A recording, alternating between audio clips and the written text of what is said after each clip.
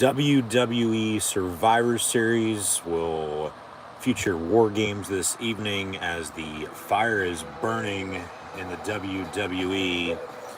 Hopefully everyone had a happy Thanksgiving the other day, successful Black Friday as well.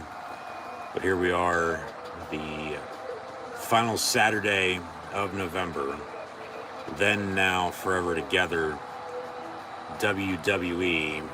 They are in the Windy City, Chicago, Illinois, for Survivor Series this evening. Rather than battle for brand supremacy, on this day, we'll have WWE Survivor Series WarGames. Double steel cage, if you will, with 2 rings, as they give us a opening video package highlighting what's going on recently, what's to come tonight.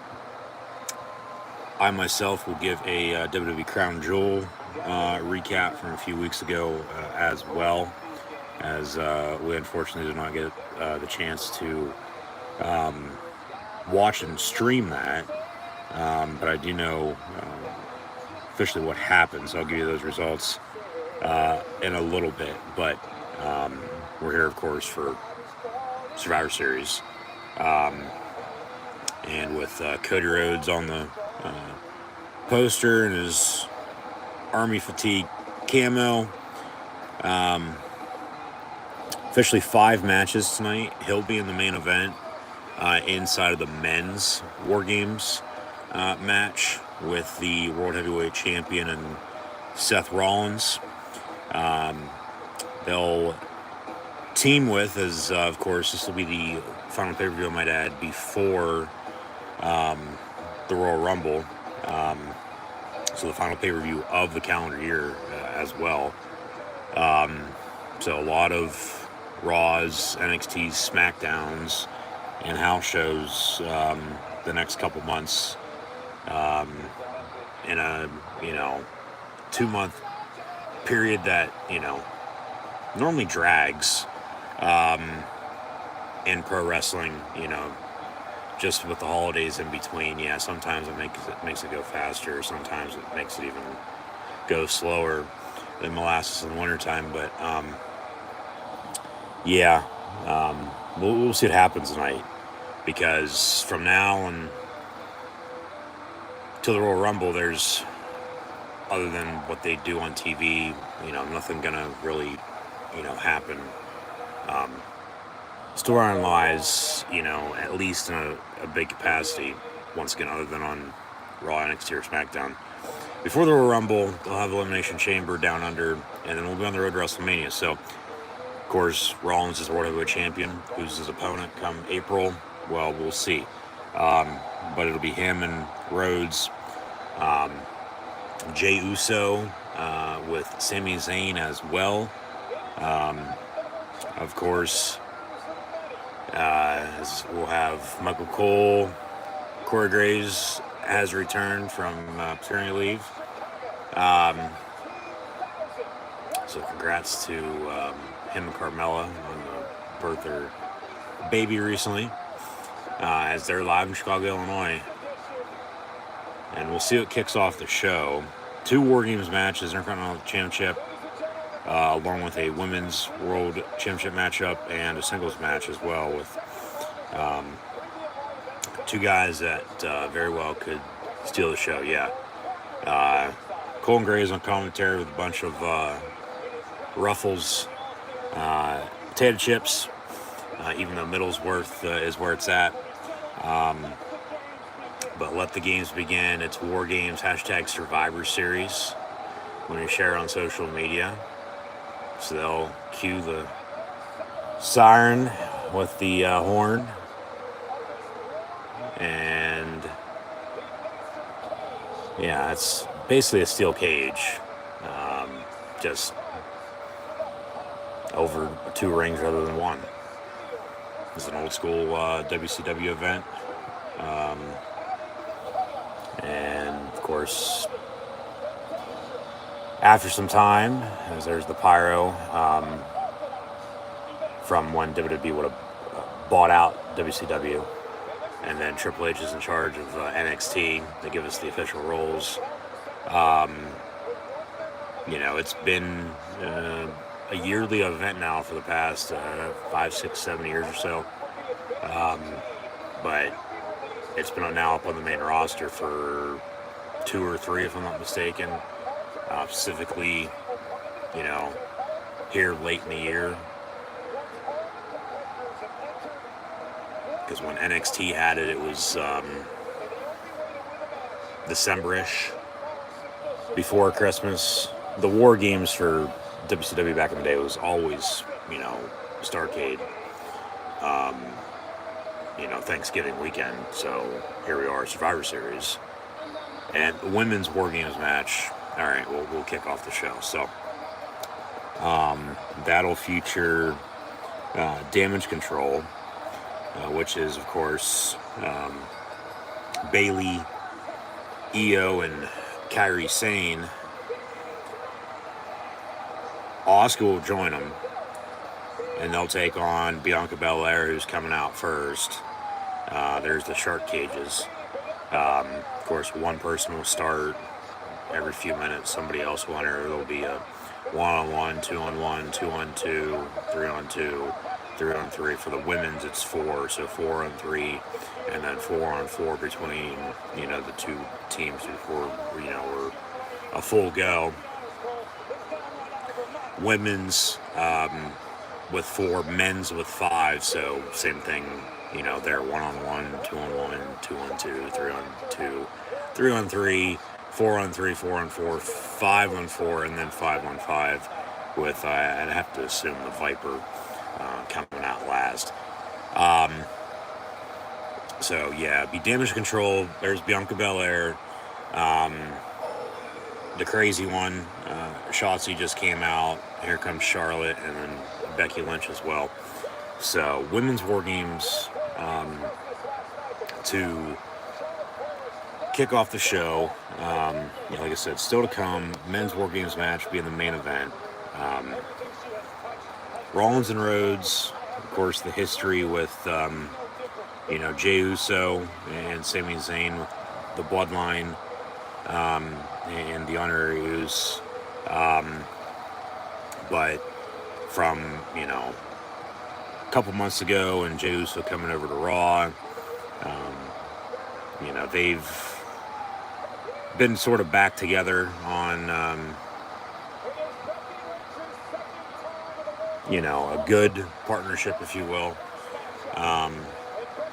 So Drew McIntyre says he's in this match as well. He's not a part of the Judgment Day, but he's only in WarGames on their respective team to get after Jey Uso, getting back at the Bloodline from the past. So yeah, the men's WarGames match is Rollins and Rhodes, Uso, Zayn, and returning Apex Predator, the Viper himself, Randy Orton, who they just flat out announced, but we have yet to see him. But he's supposed to be in this match. And then, of course, it'll be them in the Judgment Day. The other matches with this women's WarGames match, once again, to kick off the show, that Survivor Series has tonight. We'll see Rhea Ripley and Zoe Stark 1-on-1 for the Women's World Championship on Monday Night Raw. Gunther and The Miz. Not Gunther from Friends, but Gunther that can't travel overseas anytime soon for the WWE. Still the Intercontinental Champion, and has been. I believe he's the longest reigning IC champ in WWE history at this point, if I'm not mistaken. Will defend against Mike the Miz Mizanin, who's probably happy with the Cleveland Browns 7-3, especially with a win last week over the Black and Gold Pittsburgh Steelers. And in a one championship match, but Miz, throughout his career, been in the Intercontinental Championship scene, time and time again. So that match should be good. Probably going to see a lot of chops with Miz getting beaten all to hell, I'd have to assume. And then, Dragon Lee and Santos Escobar arguably very well could steal the show. if they give them some time and let them do what they want. And then, of course, we'll have our, you know, vignettes and promos, backstage interviews. So we'll see how Survivor Series goes. I mean, there is a little bit of a buzz. Like I said, the fire is burning currently right now in the WWE with a potential return. So we'll have to see, you know, by looking into their eyes, what they see, and, you know, if anything happens or not. And I'll leave it at that for what it's worth. But yeah, this women's WarGames match looks like it can kick off the show. It looks like it's going to be Bayley and Becky 1-on-1 to start. And like I said, once again, 2-on-1, somebody's going to have an advantage. Then it'll go out 2-on-2. 3-on-2, they're up again. 3-on-3, and then so on and so forth until everybody's in the ring. And up until that point, technically the WarGames doesn't begin, so they say. And it's, you know, really for the most part, inside of a steel cage, anything goes. So, all hell's going to break loose as it has today in the sport of college football. What a crazy weekend. Here, rivalry weekend, so we got rivals squaring off inside of a couple steel cages, I might add, as well, for WarGames. So, of course, they're in Chicago. It's going to be a hot crowd. They're going to tell you exactly how they feel, good, bad, anywhere in between. So, bell rings. Here we go. Bayley and Becky will start the women's WarGames match off. And, you know, we'll see where we go from here. But I would have to think, truly, not the drink, but even though they are good, that somehow, some way, the team of Bianca, Becky, Charlotte, and Shotzi will win this match, just with Damage Control being the heels. But I could see also them picking up the win, and then there's, you know, tension on Bianca and Becky with Charlotte and Shotzi. I mean, this women's team has sort of just been thrown together to take on Damage Control to have a women's WarGames match, it feels like. Because you look at the men's WarGames match, for instance, everybody's on Monday Night Raw. Okay? So, end of story. But, I mean, it sort of does feel like if you would want to have the split pay-per-views, like a Raw Survivor Series WarGames here tonight, because, I mean, there might be one or two people wrestling tonight that's not on the Red Brand or on SmackDown. If that, I mean, you know, I get Roman Reigns as the Undisputed Universal Heavyweight Champion after he beat LA Knight at Crown Jewel. You know, going on almost 4 years as champion at this point. I believe come WrestleMania, if I'm not mistaken, I did my math right, it'll be about 1,300 days or so. Give or take. So, of course, with his, you know, schedule, not as much as it, you know, used to be, once was, not wrestling tonight. Probably really won't see him until the new year. And then get into, like I said, we're going to get Royal Rumble, Elimination Chamber, Road to WrestleMania. You would think, you know, there's going to be something to talk about after Survivor Series here tonight. Whether that's, you know, what match stole the show, somebody, you know, returning, somebody debuting. Who knows? But yeah, Yeet, WWE Survivor Series, WarGames, on the WWE Network on Peacock. So actually, I was a little late hopping onto YouTube and getting everything ready to go for this evening. So I apologize, but it seems like we're okay. We're not behind. Like I said, though, from a couple weeks ago, I still want to talk a little bit about WWE Crown Jewel, just give a quick recap. I watched it personally myself, but I didn't get the chance to watch it and stream it.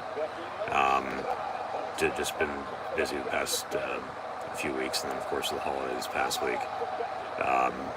But as football season's starting to wrap up, unfortunately, we're going to get back into the period of time as, I'd say that, pro wrestling, returns to the top, if you will, because it always sort of in, September, October, November, December, takes a back seat for myself with football season, with college football, in the NFL. Whether that's just flat out watching it, streaming it as well, just overall in general. 9 of the 12 months really are, pro wrestling for myself on YouTube, and then the other 3, like, football season's only, a short period of time. At least pro wrestling's on all year. As somebody's coming out to help Becky, it looks like. It'll be Shotzi Blackheart. Talk about one crazy ass bitch. She's gonna try to enter the cage, but Bayley's holding her back for the time being. As in the meantime, too, Dakota Kai ringside with a kendo stick helped out Bayley. But now it's in the ring 2-on-1, even though it was sort of 2-on-1 the other side of it. It'll be 2-on-2 here momentarily. Shotzi with a bunch of steel chairs, and she grabs a garbage can and throws that into the ring as well. So,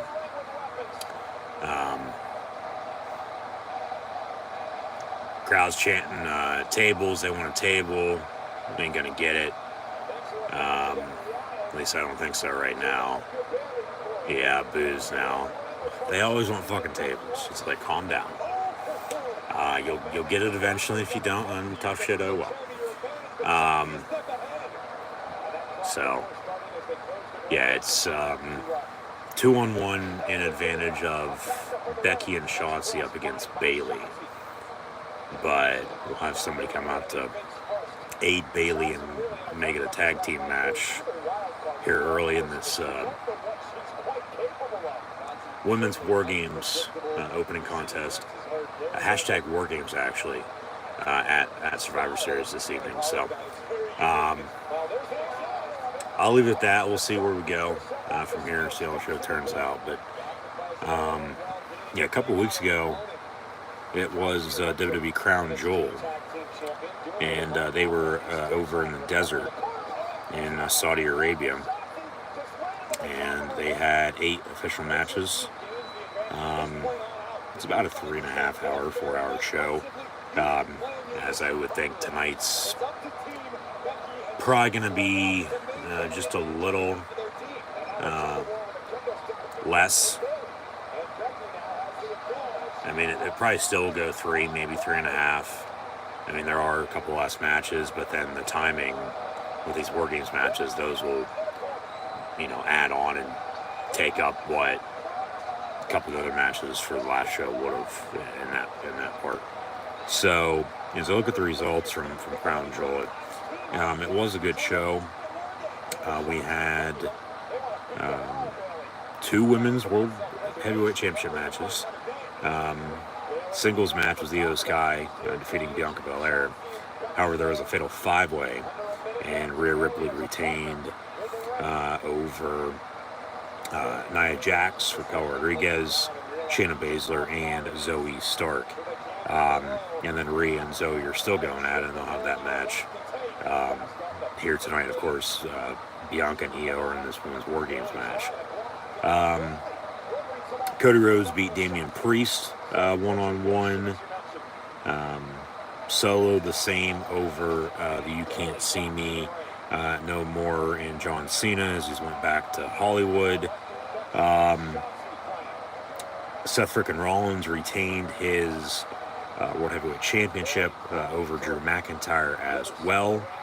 And then Prime Energy Drinks, Logan Paul became the WWE United States Heavyweight Championship, defeating Rey Mysterio, who's since been sidelined with injury.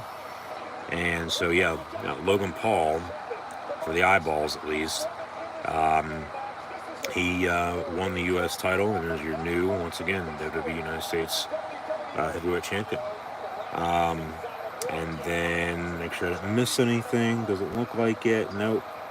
Of course, in the main event, the big dog tribal chief who's at the head of the table, the Bloodline, Roman Reigns, as the undisputed WWE Universal Heavyweight Champion, defeated Mr. Eli Drake, Max Dupree, LA Knight in the main event to retain his title. So, wasn't doing much talking, unfortunately, in that match. Even though he would say still afterwards, let me talk to you. He's still in a good spot. I mean, the past year, at least in the WWE, up on the main roster, he has completely blown up. Even though he, sort of was already a star, beforehand. I mean, you go back 2016 with TNA Impact, Eli Drake, up and coming, and turned into what he turned into. Was in NXT there for a little while. They changed his name, and then Max Male Models up on the main roster with Max Dupree, and went back to LA Knight. Triple H is in charge, and from everybody he's been involved with, in the ring, whether it be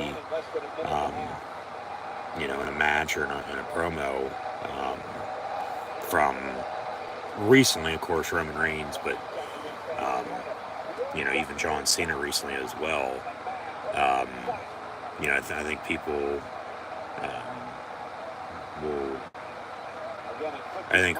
probably go back to when he really first, okay, he's here to stay type of moment, when he was in the ring with Bray Wyatt and The Undertaker at Raw 30 last January. And then, of course, unfortunately, Bray Wyatt unexpectedly passed away from a heart attack this past August at 36. Of course, may he rest in peace. But LA Knight's in a damn good spot. We'll see what the future holds for him. One loss like that ain't gonna hurt him. It would have shocked the world, no doubt about it, if he would have beat Roman Reigns, just with the reign Roman Reigns has been on. Like I said, he's nearing almost 4 years come next summer as champion. Hasn't lost. He technically, singles competitor-wise, hasn't still been pinned since it was around Survivor Series 2019 before COVID. So that's 4 years ago for sure.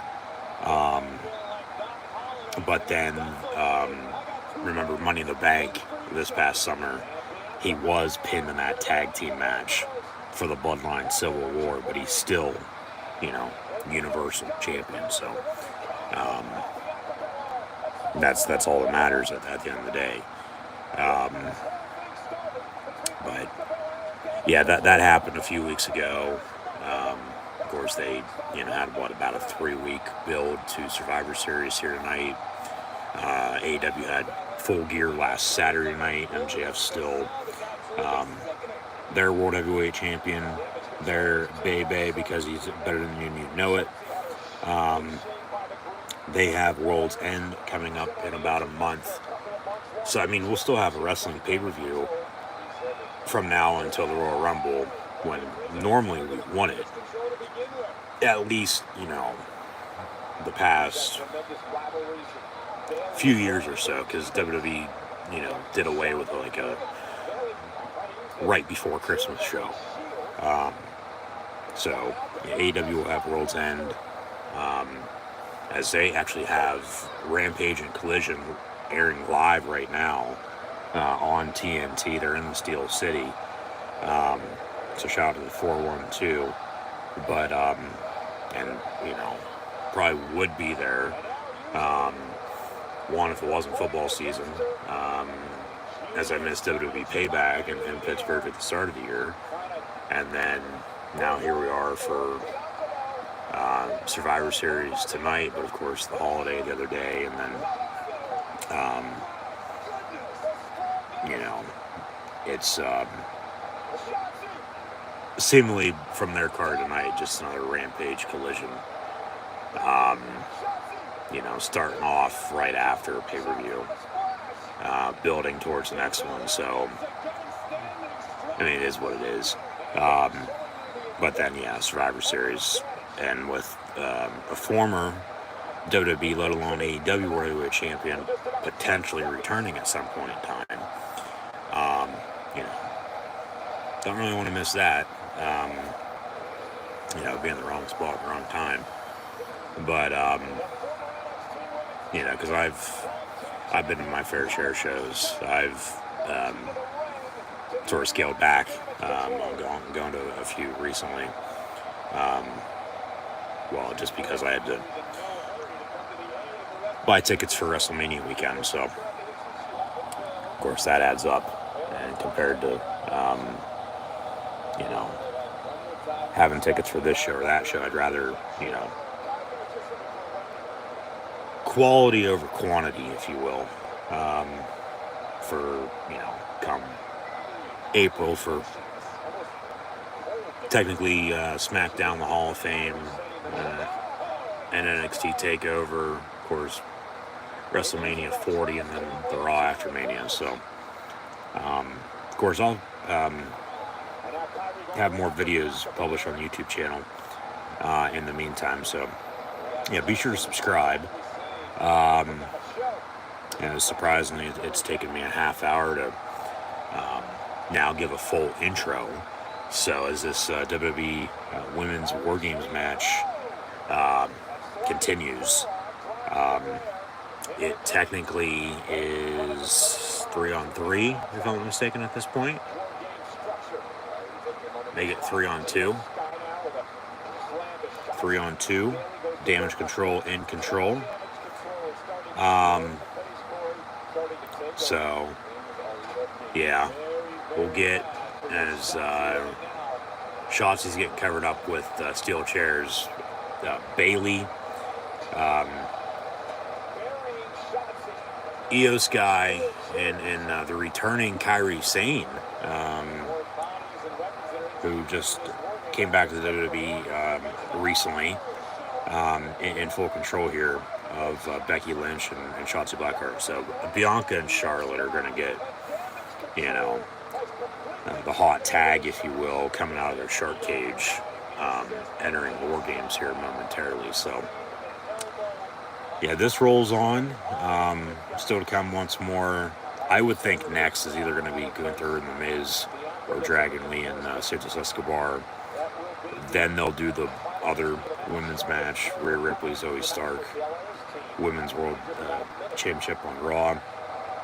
The main event, of course, is the men's WarGames match. Judgment Day with Drew McIntyre once again. He has said he's not a part of Judgment Day. He's just in the match for tonight. They'll take on the World Heavyweight Champion Seth Rollins, Cody Rhodes, Jey Uso, Sami Zayn, and the returning Randy Orton. So we'll see what goes. As always, I'm sure something will. But meantime, thanks for tuning in and listening. Like I said, from knowing Survivor Series was tonight, I had everything ready, but sort of completely forgot about it. Come, within the past hour or so, with as much college football as I was watching today, and as exciting and down the wire those games were. Oh shit! I could get on YouTube and also pull up the WWE Network on Peacock and watch Survivor Series and stream it. So here we are. So yeah, thanks for tuning in and listening to my WWE Survivor Series WarGames, audio only, live watch along reactions, live right here on YouTube. As always, I'm your host, the Encyclopedia Sports, Kool and Luke 96. Be sure to like, follow, and subscribe on social media. Links in the description below. That's Facebook, Twitter, Instagram. Hit the red subscribe button, notification bell next to it as well to stay up to date. Thumbs up button if you're enjoying WWE Survivor Series WarGames here tonight. Share hashtag WWE, hashtag Survivor Series, hashtag WarGames. Chat questions and comments, super chat, super stickers, super likes, super thanks. Always greatly appreciated as well, as this video is powered by Rogue Energy, HopeKThrifts, and Dead and Hungry. So first off with Rogue Energy, be sure to get your favorite energy and hydration flavors in can or tub form, shakers, and Rogue Energy merch at the link in the description below. Be sure to use the code Luke, that's L-U-K-E, Luke123 for 10% off. HopeKThrifts, a secondhand resale shop that focuses on sustaining the environment in a cheap and fashionable way, as most items are $20 or less, and include brands like American Eagle, Converse, Free People, and Shan, among others. As HopeKThrifts is found on Depop, Instagram, Macari, and Poshmark at, yes, you guessed it, HopeKThrifts, HopeKThrifts. So be sure to use the message seller code CheapThrifts, CheapThrifts, CheapThrifts for 10% off. Link also in the description below. And now also as well, powered by Dead and Hungry, a novel written by Nathan D. Mitchell. As you can find it on Amazon for your Kindle for $4.99, paperback edition, about $15. Fresh hot off the press within the past month, makes a perfect Christmas gift. As a viral disaster sweeps across America, while Hank Broadman and his family are at Hightower Amusement Park. As society crumbles, Hank must guide his 9-year-old daughter Sarah through a treacherous, scathing new world. As victims of the virus bleed from their eyes, becoming faster and more violent with long nails and teeth. Their skin breaks out in hives while they utter strange phrases, a shadow of who they once were. Being a former virologist, Hank uncovers the virus's origin and how it came to be, but it's just not people.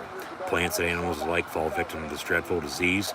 The trees turn black, bleeding sap, while their snake-like roots wrap around all remaining life.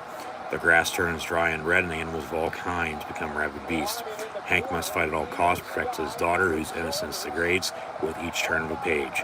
With no hope in sight, Hank takes matters into his own hands, piecing together clues regarding the source of the lethal virus, from mysterious radio messages to evidence at the Pentagon to rumors of a cure.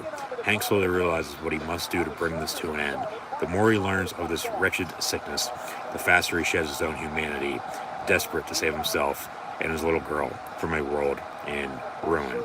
And of course, that doesn't interest you, well, you might as well be what the title says. So, yes, powered by Rogue Energy, HopeKThrifts, and Dead and Hungry. So, thanks for tuning in and listening to my WWE Survivor Series WarGames live watch-along reactions, live right here on YouTube. And yeah, now there's been a garbage can thrown over the top of the cage, but sort of being pulled up by a chain as Bailey was on the floor. EO's up top, and so they had to, they hooked that chain on the handle of the garbage can, or did they drill a hole in it earlier and have it set? Oh, Jesus Christ. Io Sky is gonna fly off the top of the cage with the garbage can, and oh, she's gonna cover herself in it. Yep. Yeah, she can't even fucking see where she's jumping. Oh, she can, but good God, what a spot. Thank God. Shots of Blackheart's crazy. Io, I think, just went up to right there with what she did. Holy shit, chance from the crowd is right, no doubt about it. She literally, as Asuka's gonna enter, was at the top of the cage. So Asuka's the last one to enter. It'll now be 4-on-4 in WarGames to officially begin. Because with Asuka, Bayley, Io Sky, and Kairi Sane as a team taking on Bianca, Becky, Charlotte, and Shotzi. Yeah, there's a replay.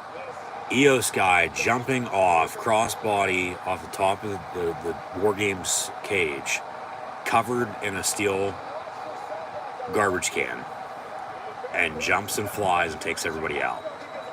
So now Asuka, as she's about to enter, there's a fire extinguisher. Hey, the fire's burning in the WWE. I mean, we'll see if they see what the WWE Universe is, seeing in their eyes. So now WarGames will begin. All right. Well, are those kendo sticks, or are those like they look like not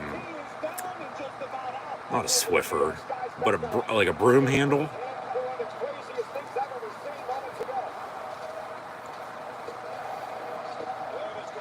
It's hard plastic rolled up into a stick is what it is.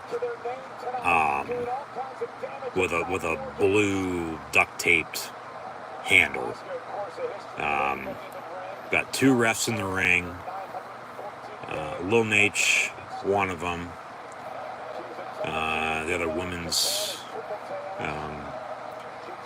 ref, the other. This is awesome chant from the crowd as Bianca and Becky have been tied back to back with each other with the chain,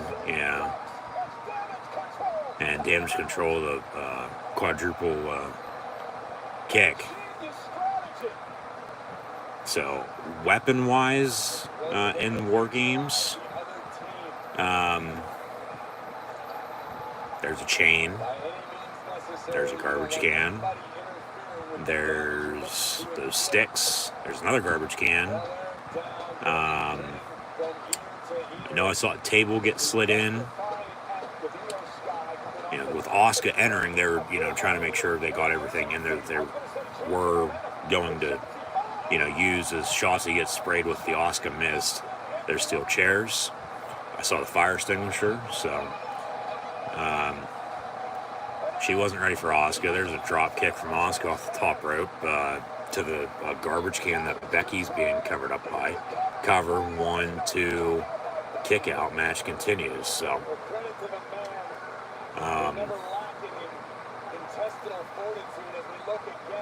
yeah, we've started WWE WarGames with a bang, to say the least.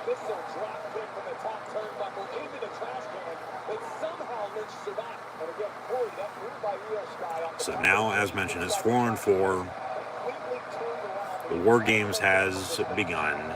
It's underway, even though officially from an 8 o'clock start to 8:40. 1-on-1, 2-on-1, 2-on-2, 3-on-2, 3-on-3, 4-on-3, 4-on-4 for the women's. Men's have 5. So their match will probably be a little bit longer in the main event. But, yeah. Technically, WarGames doesn't begin until everybody's legally in the match. Been a couple minutes now like that. And Damage Control still in control. I mean, you can't get much, more blatant than that. Straight to the point, flat out. Damage Control in control. But then, somehow, some way, like I said a little bit ago, Bianca, Becky, Charlotte, and Shotzi find a way to win this, but I wouldn't be surprised. Damage Control wins, and then there's tension between, the good guys, the good girls, if you will, with the heels winning, but then, unless you're a heel champion, you're probably normally, unless you're getting pushed, normally going to lose. But then, there's always a swerve. There's always, to piss people off, whatever's best for business. Charlotte's about to moonsault off the top of the WarGames cage. Yep. Freaking way, Michael Cole. Cover, 1, 2, kick out. But it all just depends on the stories. It all depends on the booking. It depends on what they're doing. It always just depends on the situation in general. And that's just life. But so yeah, damn good women's WarGames match here to begin the show. No doubt about it. Somebody's going to have to go through that table eventually. Who? When? I don't know. We'll see. Maybe for the finish, to be honest with you. They've done a couple things off the top of the cage thus far. But nothing with that table yet. So, now Damage Control is losing their control as Becky and Charlotte are working together. And, of course, Bianca and Shotzi on the team as well. Just trying to find a way to win this women's WarGames match. They hug it out.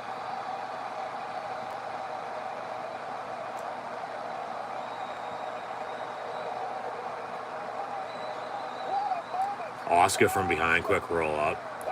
Io with a quick roll up as well. But then we're going to have Becky having Asuka in an armbar. And then Charlotte figure 4 into figure 8 on Io, even though there's rope break, ain't going to fucking counter matter because we're inside of a steel cage.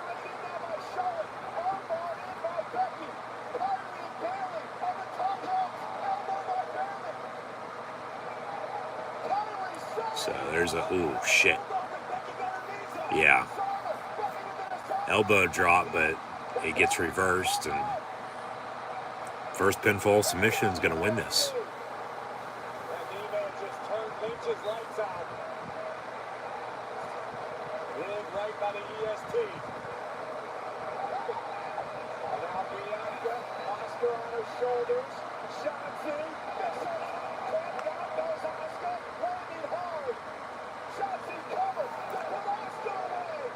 Break up on the pin. Lil Nate is like, what the hell just happened? Something just flew over me. Well, it was Bayley's fat ass.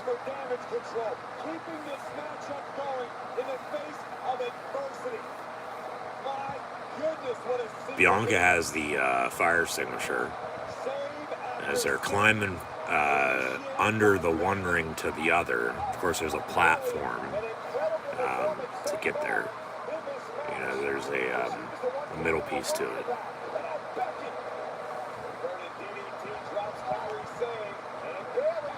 Bayley with an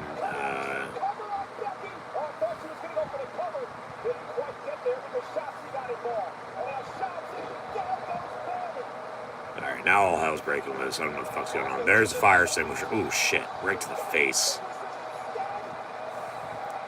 Bianca with the fire extinguisher to Asuka, but then now Io from behind with a steel chair on Bianca. Everybody's getting their thing in at this point. There's a suplex. Somebody's still got to go through that table. There's a trash can lid. And then a big kick there by Charlotte. Got a spear.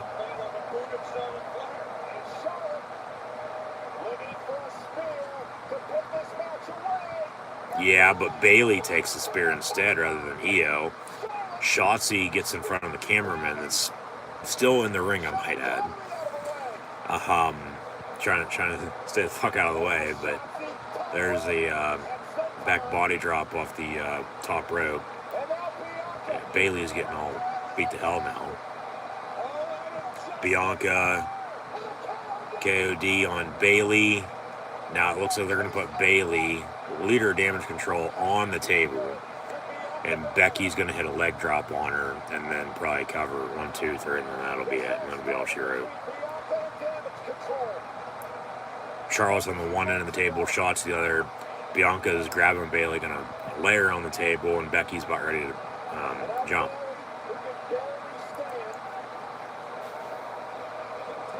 Well, actually, no, they're going to have Becky. Oh, they botched it. Come on. Jesus Christ. 1, 2, 3. Bianca, Becky with the pin on Bayley, along with Charlotte and Shotzi. Pick up the win over Damage Control here to kick off WWE's Survivor Series WarGames inside of the Women's WarGames match. So, Becky with a rock bottom off the top rope on Bayley. Bayley was falling back. Becky was trying to hold on to her, then they went. I mean, it wasn't a full, complete botch, but it was pretty damn, close. They got the job done. That's all that matters. And that's your finish with, like I said a little bit ago. Somebody's going to go through that table. Would probably be at the end, if I'd have to guess, and voila, there you go. So, Bianca, Becky, Charlotte, and Shotzi defeat Damage Control inside of the Women's WarGames. What's next? I would assume either Gunther and The Miz or Dragon Lee and Santos Escobar, if I'd have to guess. Now, with the double ring, they should allow them, but they won't. They'll only wrestle in one of the rings. They should let them wrestle in, both of the rings.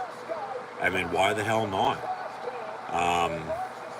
But that's specifically just set for, WarGames, because the cage is going to rise, be at the top of the building now, up until the main event, and then, that'll be it for that.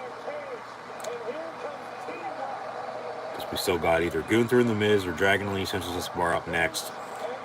Then it, would be the other, let alone Rhea Ripley, Zoe Stark, and then whatever one of the next two that hasn't happened yet will be the third of the three middle matches before the main event with the men's WarGames match. Once again, Rollins, Rhodes, Usos, Zayn, and returning Randy Orton taking on the Judgment Day. So, yeah, Survivor Series WarGames off to a hot start, to say the least, but where do we go from here is the question. Because, damn well we're going to have some, backstage stuff.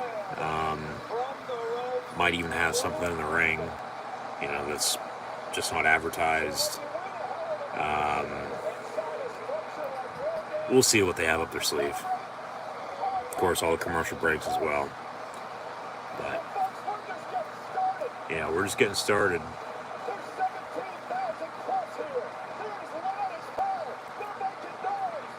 Yeah, well, the crowd's gonna, be into it if it's good. They'll tell you how bad it is, though. It sucks. Alright, yeah, now we go backstage. They're eating chips. There's the women's tag team champions, Tozawa, along with Otis as Maxine's. Oh, Jesus Christ. Pretty deadly, Gayley. Interrupt. Yeah, no shit, they're chips.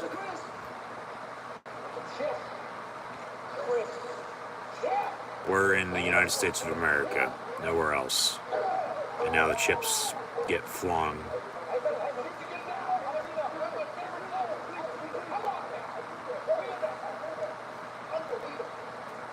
And R-Truth's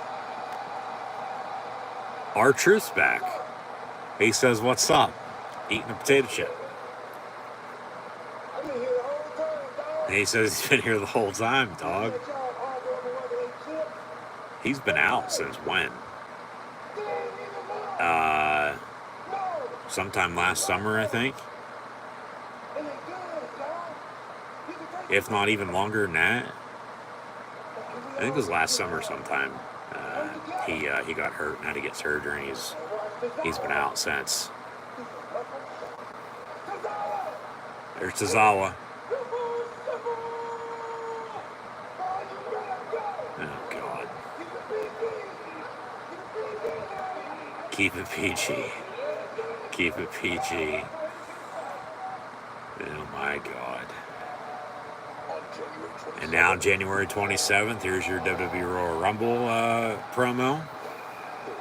30 men, 30 women, winner, only one will win, going to main event WrestleMania. Of course, the over-the-top Battle Royal Rumble. Which is,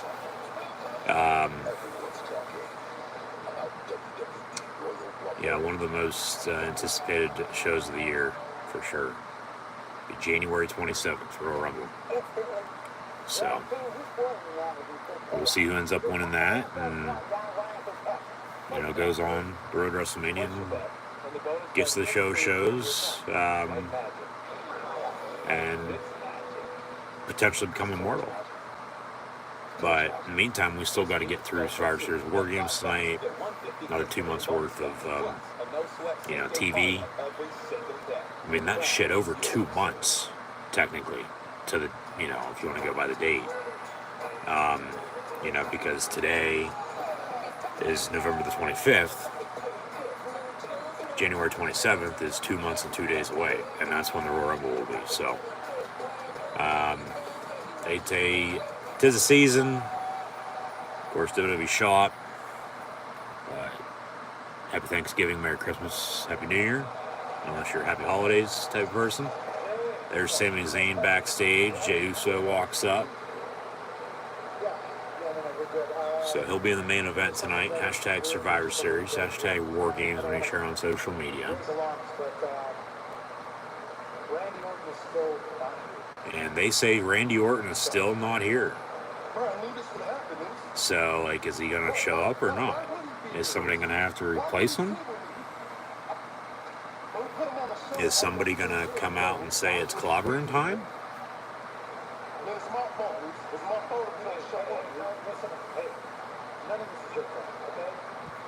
So they're trying to talk this out. Yeah, there is history between them. Yeah, that WarGames match last year was pretty epic.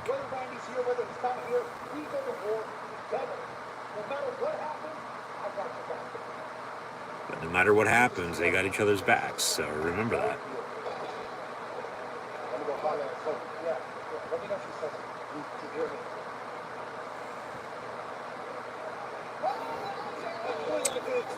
So they thank Ozzy and Black Sabbath for War Pigs for WarGames.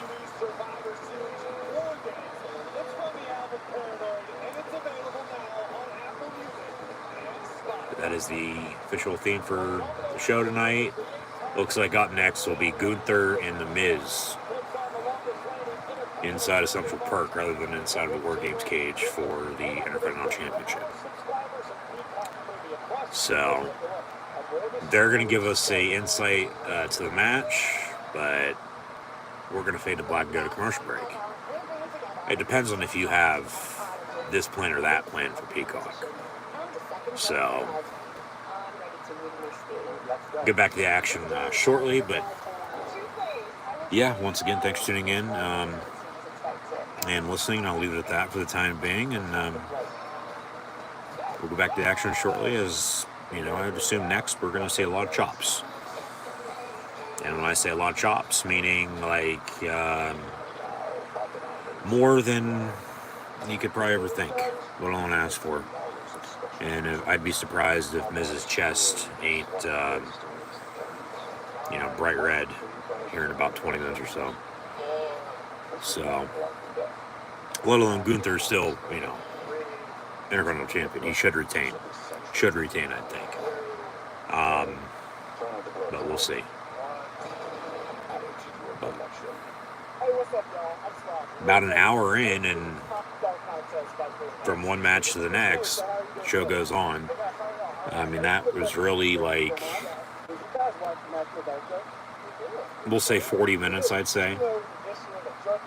I don't know about an official time, but You know, from the entrances to the time they cut and went backstage, you know, with the celebration. Probably about 40 minutes or so, I bet. Because, like I said, it's almost 9 o'clock, and then they just ran a couple promos, and I mean, hell, shit, they still are, and we'll get the next match next. So, yeah.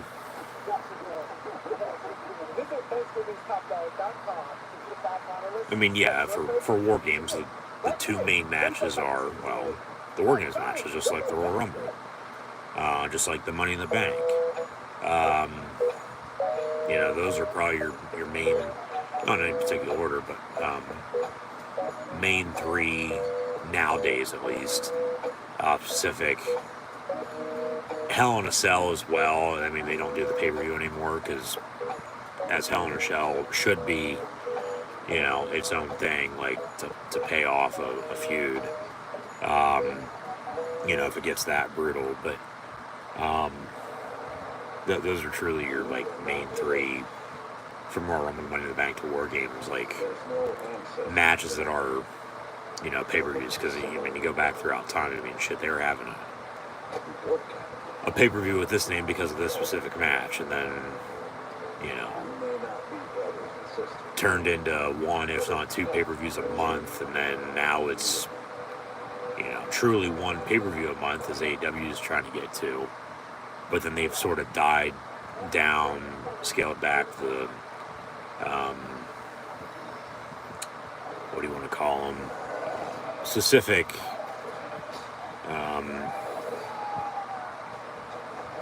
not even a, what were the matches they had over COVID? Drawing a blank on the name. But you get my point. Just, like, you don't see, as Miz is awesome, met him at a Texas Roadhouse once. He's going to challenge Gunther for their own championship and probably lose. As they went old school, they have been going old school with the entrances. They have been. You know, it's the small, teeny tiny corner, or if it is in the end, which it is, but it's lowered. You know, so then there's still seats behind, and, you know, it just opens up and they can, you know, sell more tickets and say they broke this record or that record. Well, yeah, with the prices nowadays, no shit. You know, did Michael Cole just name drop Chris Jericho? 9-time Intercontinental Champion? If Miz wins, he ties him? Didn't expect that. That's what he said, if I'm mistaken. It looks like we're going to have this match in the far ring towards the announcers. And then the next match will probably flip-flop, and then the WarGames match, then in the main event for the men's will of course, take up both. But,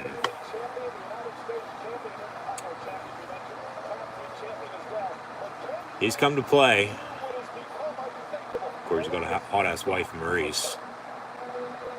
But cue the music, and Walter Gunther of Imperium, as Intercontinental Champion, will walk to the ring, and Miz better be ready because he's going to be in for one. I can tell you that much. But yeah, they don't do what they, you know, with as much change as there's been, you know, what they once did. But, you know, as much as shit changed, stuff stays the same. You know, they'll tease it, they'll do whatever they want. But of course, you don't evolve. You're standing still. I mean, a little tweak here, a little tweak there. You know, here tweak, there tweak, everywhere tweak. Old McDonald, well, creator of the Big Mac out of Michigan State. Spartans got shut out last night. But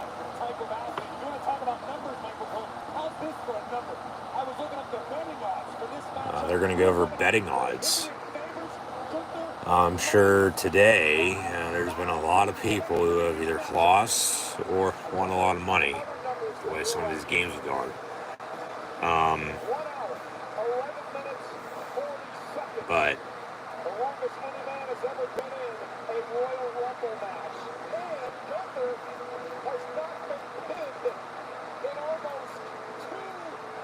all right, they're going to put over Gunther as, of course, the Intercontinental Champion, but he hasn't been pinned in almost 2 years, let alone, the stamina he has. He can last. So, you just got to figure out a way to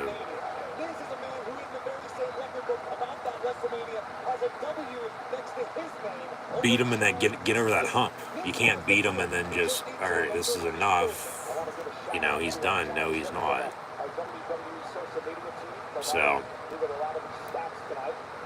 hashtag Survivor Series. Once again, I'm going to share on social media. And thanks for tuning in.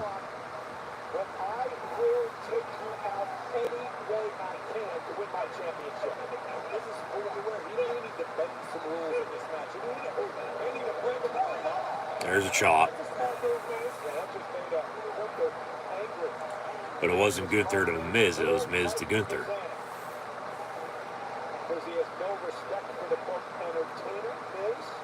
Where's George at?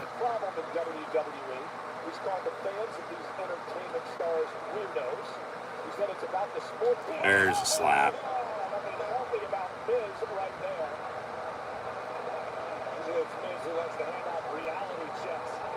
Well, that's reality for you right there.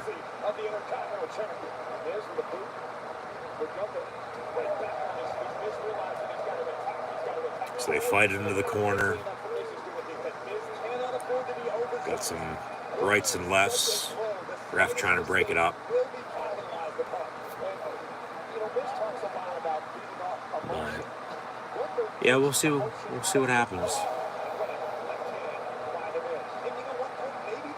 I think everybody's just on eggshells on it.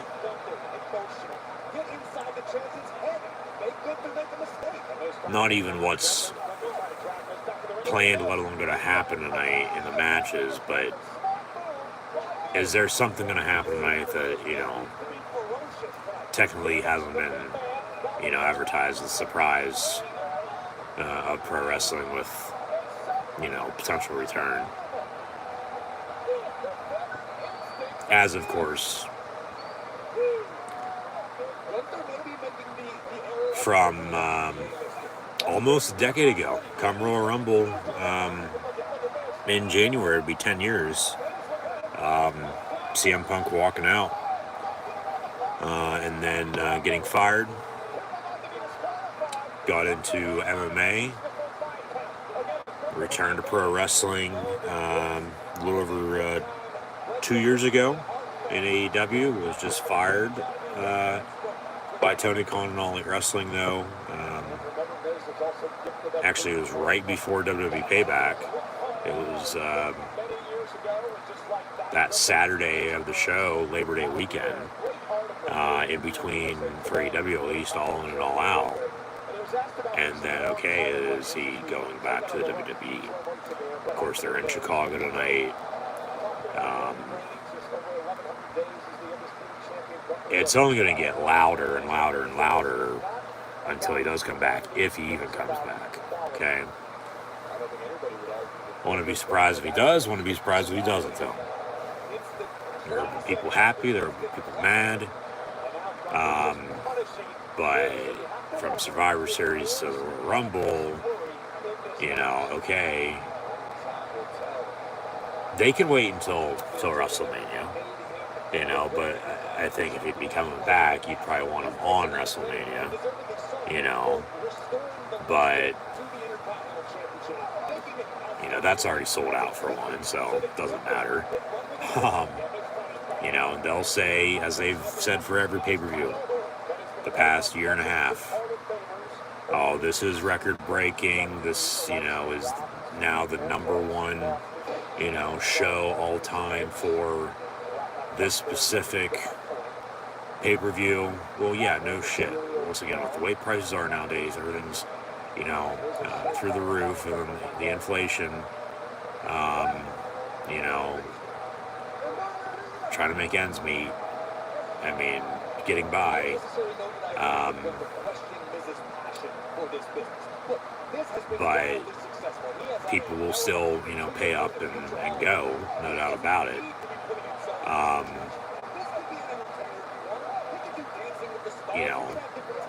Everything's going to add up. Everything's going to, be more than it once was. And yeah, no shit. It's going to be, like, at first it was like, all right, they're doing a decent job, with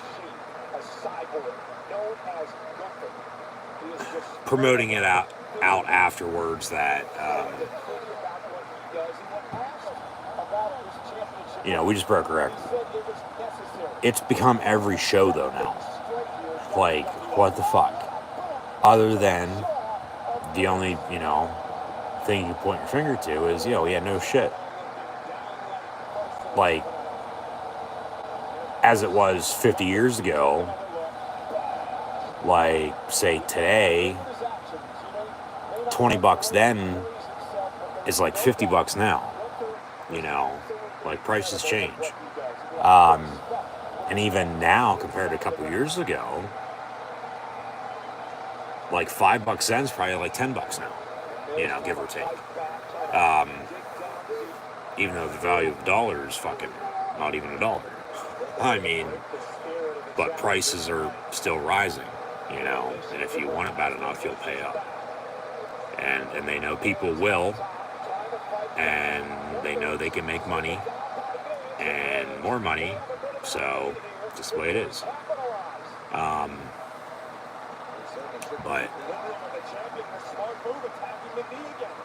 yeah, they could have Punk return tonight. Wouldn't be surprised. I don't know where they'd fit it in at, though. I don't. I truly don't. Unless he somehow got inserted in the Survivor Series WarGames match for the men. Or if he just, came out at the end of the show.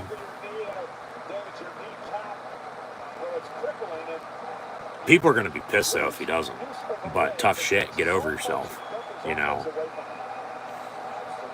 I mean, I get his pro wrestling. I get the surprise, to it. And nowadays, yeah, you want that. You don't want shit spoiled. That's what's fucking ruined it. Because everything's already known. It's a given. But then don't get pissed then whenever, it doesn't happen. Because they didn't announce it. But they could pull it off, and this would make everybody happy. But their thing is, man, there's a ton of shit. Unless they just let bygones be bygones, and it's water under the bridge. Truly, from the past, there's a ton of shit that both sides, CM Punk and the WWE, got to get through. But if they can make it work, if he's seemingly changed and a different person than he was then, let alone just a couple months ago, which, I don't know if he would be or not. I highly doubt it, to be honest with you. It's just who he is. He has that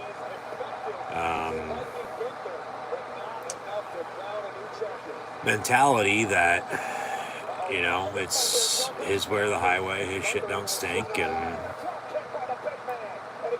that's it, that he's always right, which at times he has been. Don't get me wrong, I'm not saying he hasn't, but sometimes, even though good outweighs the bad for the most part, sometimes for, somebody like that, cons are going to outweigh, more of the pros. And that's why I said, unless they, on each side don't care, and hey, we're going to move on, because, business to personal to this or that,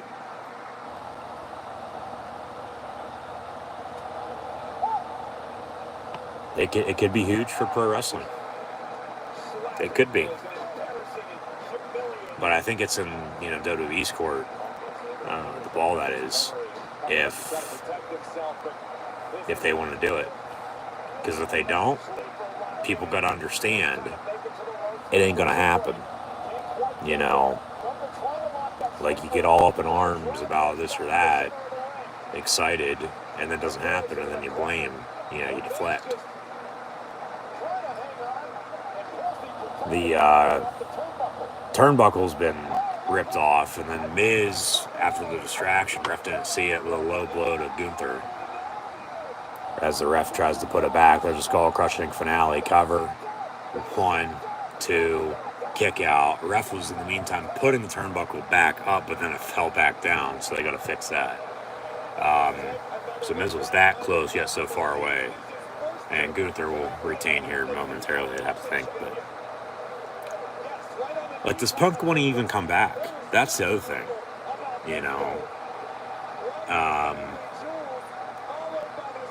They're really showing the replays tonight.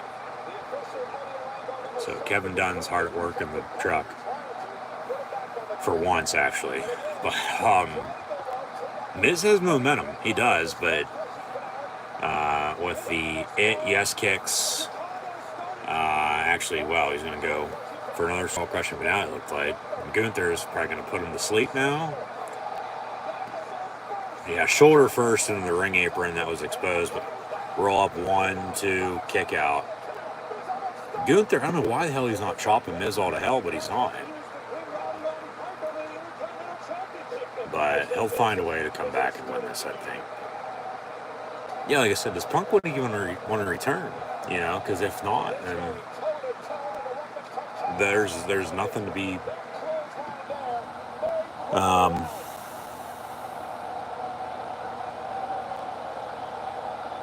There's nothing that's going to come out of it. Because what if he wants to go to TNA?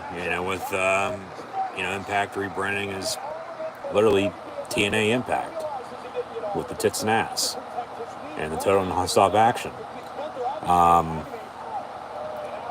Or does he want to go to New Japan? Does he not want to, wrestle at all?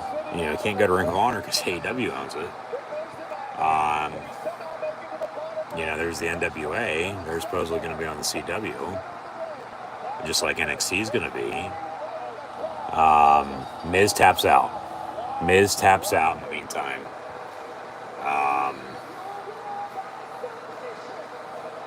I was surprised they didn't chop it all. So, the ring general, Gunther, retains his Intercontinental title here at Survivor Series WarGames over the Miz. But we'll see what's next for him. I mean, he's getting to the point, all right. He's been champion for as long as he has. And he's gone through a lot of people. Even though mid-card title, they could put him up against anybody. Like for a main championship, like, it doesn't necessarily have to be main event worthy, but they do, to have it make sense. Rather than, okay, this guy's just facing this guy for the hell of it tonight. Intercontinental title, I mean, it's historic for one. But, like, they'll have somebody beat Gunther eventually. It's just a matter of who and when and where. And it still ain't going to be anytime soon, it looks like, because he just made Miz tap out. And as he raises the title high in the air, he'll walk off a winner, and they fade to black. So next will either be Dragon Lee and Santos Escobar, or Rhea Ripley and Zoe Stark. And then we'll have the men's WarGames match in the main event. So, yeah, just a little thought on all that with what I just said a little bit ago. So, overall, see what happens, and then we'll go from there. So, I'll leave it at that for what it's worth the time being. Just As always, once again, thanks for tuning in and listening. Be sure to like, follow, and subscribe on social media. Links in the description below. Be sure to check out Rogue Energy, HopeKThrifts, and the novel Dead and Hungry. Links also in the description below. And we'll get back to the action shortly. Let me know what you've thought thus far of WWE's Fire Series, and of course, predictions for matches still to come.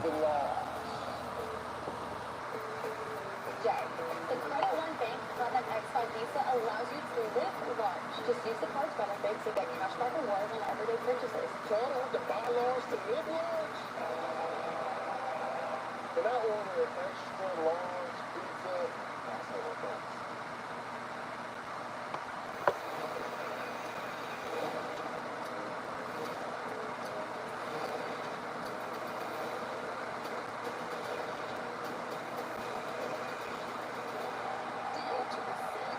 The ultimate fan experience. Is WWE building a Hall of Fame?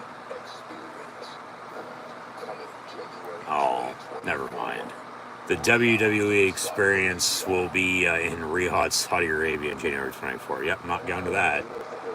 I don't want to get my head cut off and not come home alive.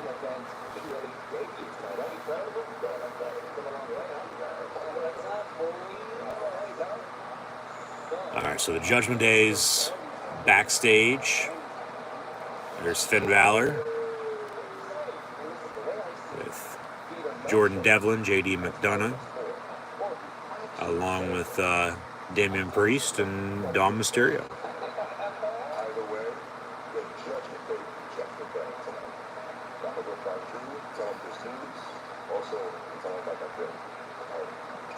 That thing, what's that thing? Cream always rises to the top. Next, Dragon Lee and Santos Escobar. Probably going to steal the show. If they give them, enough time, let them do what they want, but we'll see. So the co-main event will be the women's title match. Rhea Ripley, Zoe Stark. Rhea's going to retain for sure. And then men's WarGames once again in the main event. So get back to the action once again shortly. Thanks once again for tuning in and listening.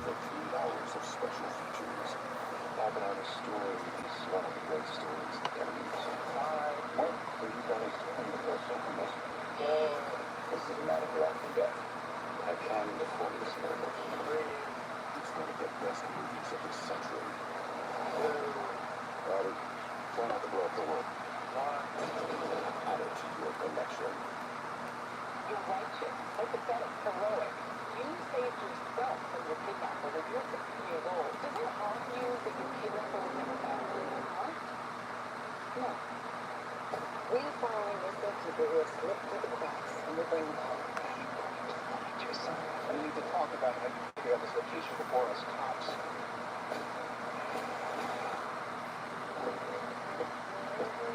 I tell you what to help with and you help with. There it goes. There was your signal. I will know what you did to me before. Whatever it is. You think your clients would have you found if it weren't for me? You think you're in control, but you're not. Tell me that I'm not like that.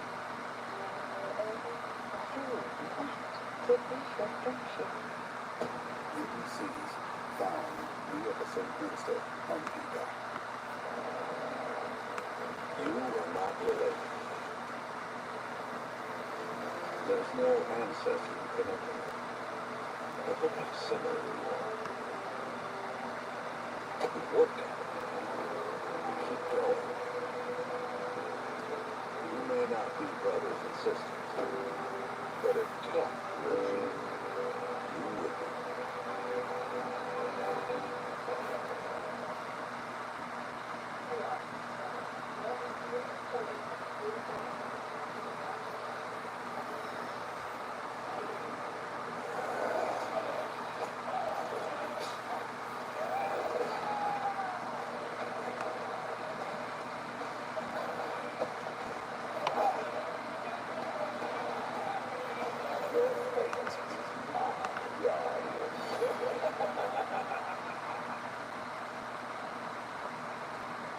A sauce made with full peeled Italian tomatoes. Slow simmered to perfection. We took our sweet time making WarGames. They're on season and gifted again. Just saying.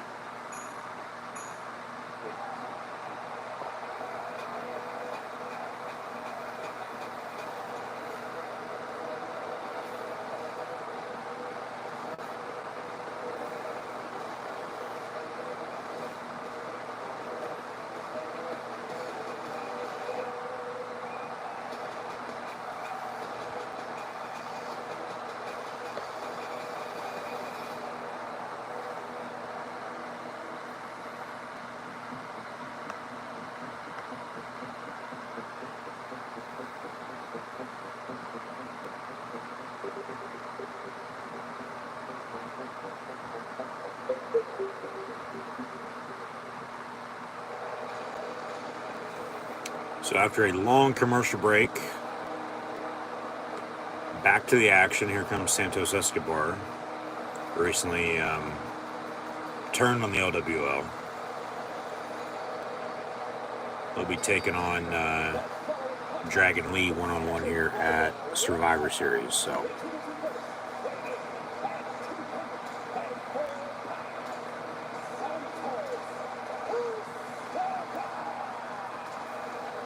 we'll see what actually, turns out to be a good match or not. Because it should be. Yeah, it should be, for sure.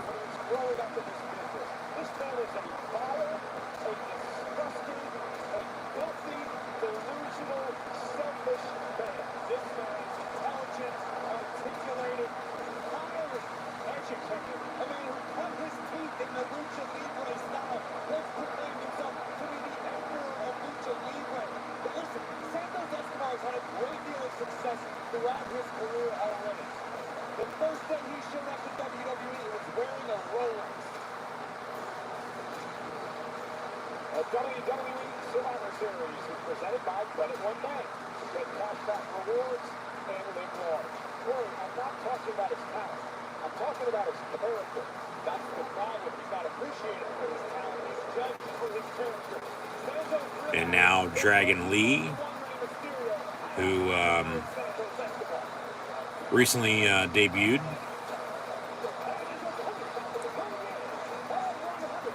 He'll be the face in this match, the good guy, with Santos being the heel, bad guy.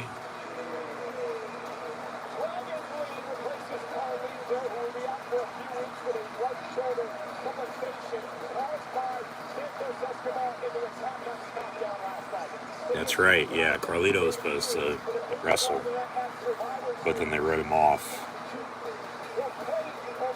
They're trying to push Santos, I get it,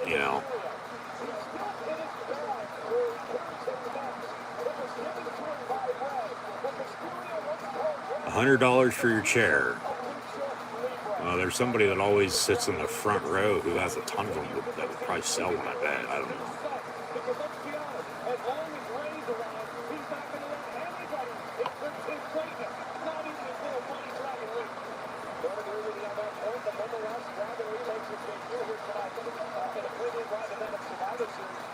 Yeah, and the premium live events name is stuck.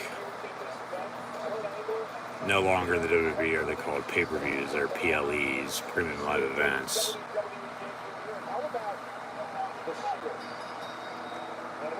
What about the Shield? Oh, that's another fucking tease, that's why. Never mind. They're saying Dragon Lee is making his pay-per-view debut here in Chicago. Survivor Series, for that matter. But then the Shield also made their main roster debut at Survivor Series. And yeah, who did they attack? Oh yeah, that's right. Good old Phil Brooks. So with the looming possibility of a return here this evening, or at least sometime soon.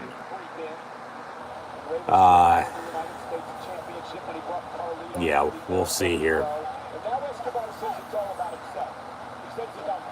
what happens in this match. Real will retain for sure. There's no chance in hell Zoe starts winning. But then it'll really get hot. It'll heat up in the main event. It'll get feisty, a little chippy. I mean, all hell is breaking loose in the women's WarGames match. I mean, just wait for the men's WarGames match, for God's sake. So, yeah, we'll leave it at that. Just let it play out and see what happens. You know, as the saying goes, you know, been enough talk. You know, it's time to play the game. So we'll see with the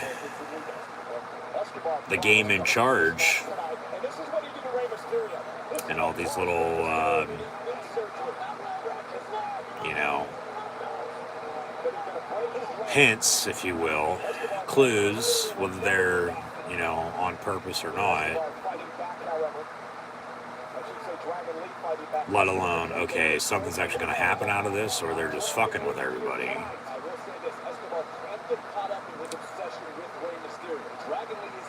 It's one of the scenarios. If it happens, it happens. If it doesn't, it doesn't. But I would assume that was what Cole was referring to a little bit ago. You know, because why else would you bring up the fucking Shield at Survivor Series with somebody making their debut like Dragon Lee, and he, you know, flips her over the top rope and takes out Santos. So they know what they're doing. But do they?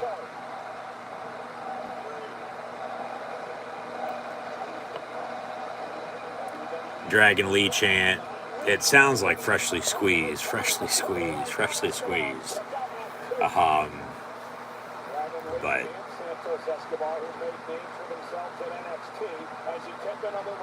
I mean, we might get an old school, you know, theme.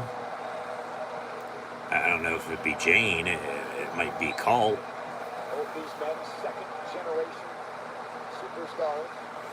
But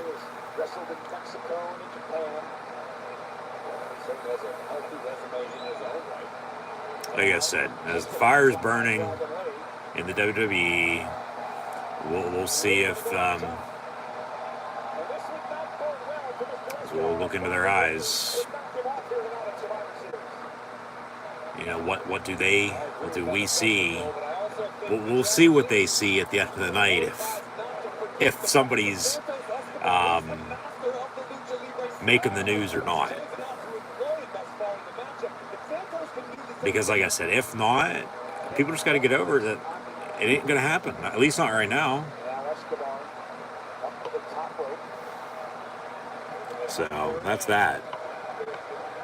I'll shut up about it until later if it happens for sure, 100%, or if it doesn't.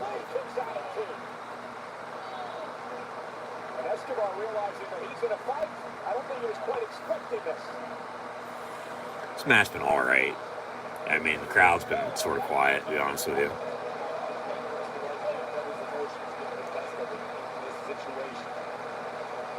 I mean, I don't know if they would have got drained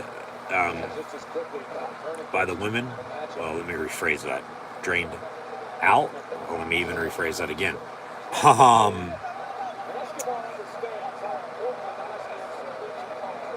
I can't even put a word to it now. You get my point. Just with as, you know, good as the opening match was,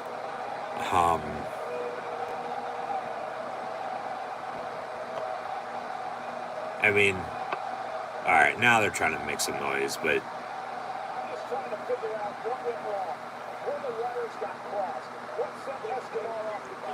well, he probably just got fucking tired, pissed off. No, but like, you know how a crowd gets whenever, you know, there's a good match. The following match, or the following couple matches, like, all right, good luck following that, you know. But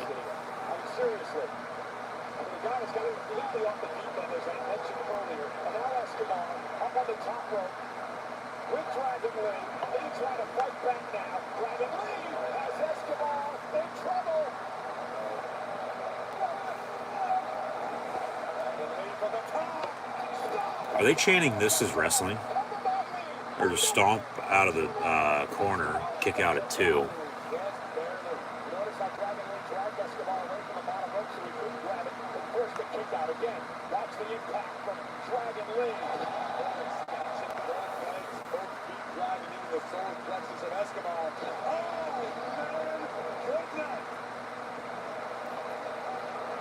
You asked about the motivations of Santos Escobar. He actually said Dominic was right. Michael Cole, let me ask you a question. Who is in the main event? Yeah, was Dom right all along? Deadbeat dad? Yeah, I'd say so, because I can relate. There are 17,138 WWE fans here tonight in Chicago. Sold out in the Allstate Arena. Survivor Series WarGames. The match is extremely personal between Santos Escobar Boo and yay, taking up for what great back and forth with the rights and lefts. both of those men taken out by Escobar. And now Escobar taking over center of the ring. Dragon Lee goes forward after the 180. Oh! Escobar answers. Dragon Lee turns things around. Oh, Escobar. Look at the power. Power bomb, 1, 2, kick out. Escobar. What a great display of power from Dragon Lee. Realizing we didn't have Escobar in a position to deliver maximum damage. Dragon Lee just muscled Escobar up and drove him down. New landmarks. Corey, when you talk to WWE management, they love Dragon Lee. They think there's a tremendous upside in the future of this. I mean, truly, On display tonight. Escobar, though, able to block. And for the WWE with mass luchadors, I mean, they've tried time and time again. 1, 2, 3 in the meantime. Yeah, Santos wins just like that. All right. And this will prove my point. You know, from, I'm not even going to get into names, but I mean, shit, just, there's truly only one, and it's Rey Mysterio, because they've tried, and none of ones in the past 20 years other than him have worked. And unfortunately, like, Dragon Lee's probably going to go down the same fucking path eventually. Like, they'll be high on him for a little bit, and then it'll just be the same old, same old. Hate to say it, but it's probably true. This is what it is. But, you know, eventually, like, Ray ain't gonna be around. You know, I mean, shit, he's hurt for one right now. 2, even, you know, throughout time, like, he even wasn't even with the company there for a while, and he returned. And then, I mean, the story, yeah, with him and Dawn recently has been excellent, and then still factors in with Santos, and then Santos turns on him, and they fade to black. That was actually a quick match.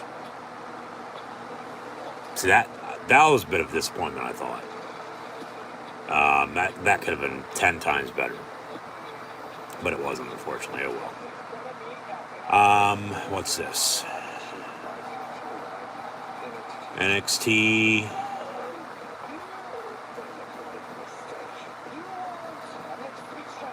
Of course, myself, I haven't really watched NXT, and at this rate, 2.5 years, which is hard to believe.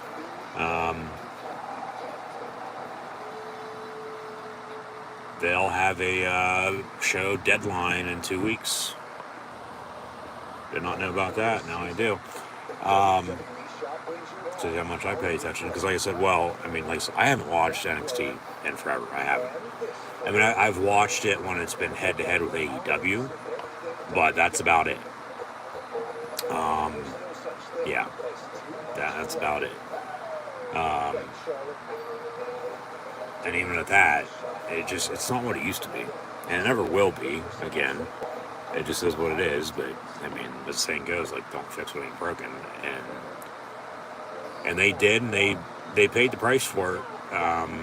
for a little while until they, brought it back. And I mean, they're trying to get it back on track. It seems like they are. Yeah, snap into a Slim Jim this LA night. As the cake just blew up. They say no, no, no, and he says yeah. Yeah, that's an ode to the Macho Man. I was thinking the same thing there. And we got a car coming to the arena. It's a Slim Jim car. It's the fucking New Day. Honking the horn to the New Day theme. And the Judgment Day, there's Damian Priest and Drew McIntyre standing off to the side talking. I don't know if anybody caught that, and they walk away. So the New Day get out of the Slim Jim car. Does WWE own that? Or does Slim Jim rent that out to him? I mean, sponsorship that good? I mean, how many times have we seen that Slim Jim car now? Deer jerky, yeah. Good luck to all the Pennsylvania hunters who would have been out in the woods early this morning, first day of rifle season here in the Keystone State. Alright, Survivor Series is going to continue in the meantime. WarGames main event with the Women's World Heavyweight Championship match, released from Monday Night Raw. Going to be up next, Rhea Ripley and Zoe Stark. So,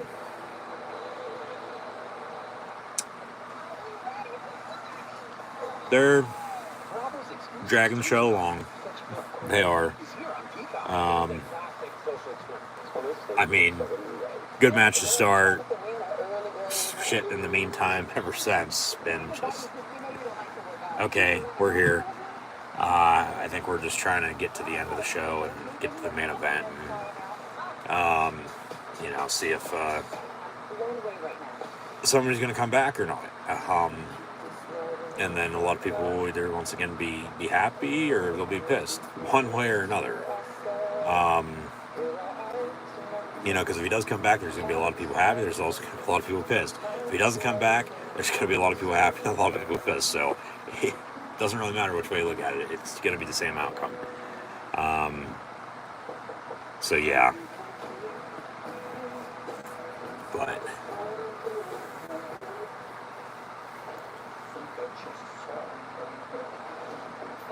I don't even know what I was saying before got thrown off there by, yeah, let me talk to you. Because I guess I'm a dummy. Because LA Knight was being the megastar he is. But in the meantime, as always, thanks for tuning in. And be sure to like, follow, and subscribe to social media links in the description below.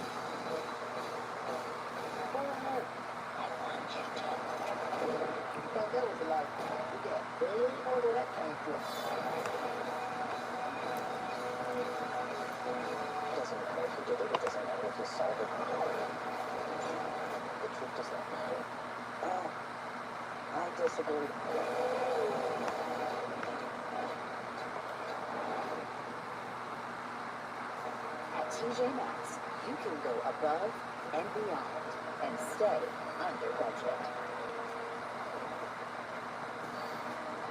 Find the gifts they love for less and gift to the max. This is the all-electric Polestar 2. Now with faster charging and an improved range of up to 320 miles.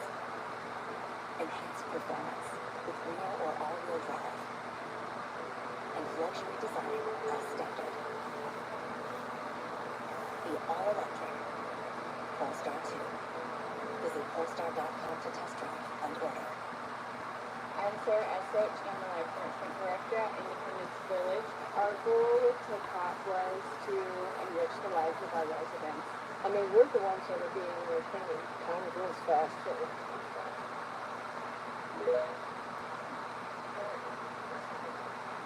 Get the TP5, stripe it. Oh wait, get the TP5, stripe it in front of the fire. No wait, get the TP5, stripe it, crowd goes wild, fight with those guys. No wait, get the TP5, beat those guys. Nice work. Thanks, Ricky. Which questions are the PC dog? No thanks.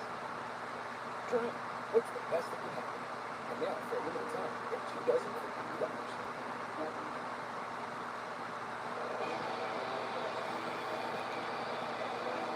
Here comes Zoe Stark. She'll be challenging Rhea Ripley. For what it's worth, she's going to lose. Probably in quick fashion. She's got her face painted up as she just got clawed by a bear. I mean, they'll give it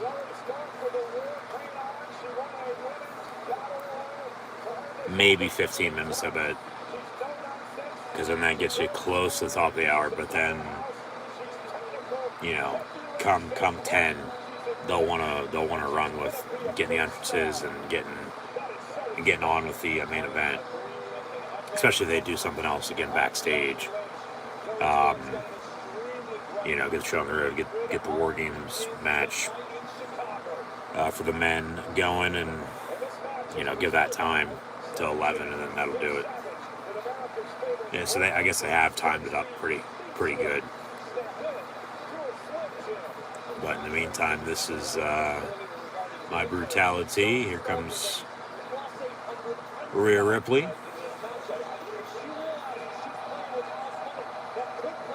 I guess somebody bought a piece of paper that she licked or kissed for like $600 or something like that. I saw. Whether that was true or not beats me, but like that's a little weird, I'd say. I mean, she gets pyro. I don't think anybody else got pyro tonight with the flames at the entrance. No, they had the pyro at the ring as they were lowering the WarGames cage, but Rhea Ripley sort of got an Elvis haircut and a half Joker-faced mouth.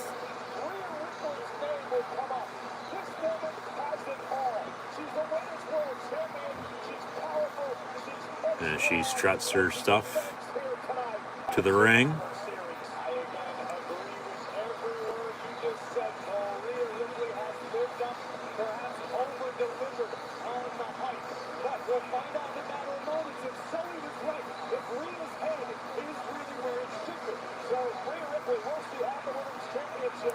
So they'll promote Elimination Chamber now because of Rhea Ripley. Of course, they're going down under. But from Survivor Series, next will be Royal Rumble. Then it'll be Elimination Chamber. Then it'll be WrestleMania. So that's what's on tap from now until April. And then they announced Backlash, didn't they? Yeah. Sorry, they announced Backlash to be May. Don't know the official date. In France. June, July, we'll see what they do. It'll be Money in the Bank, but when or where, who knows?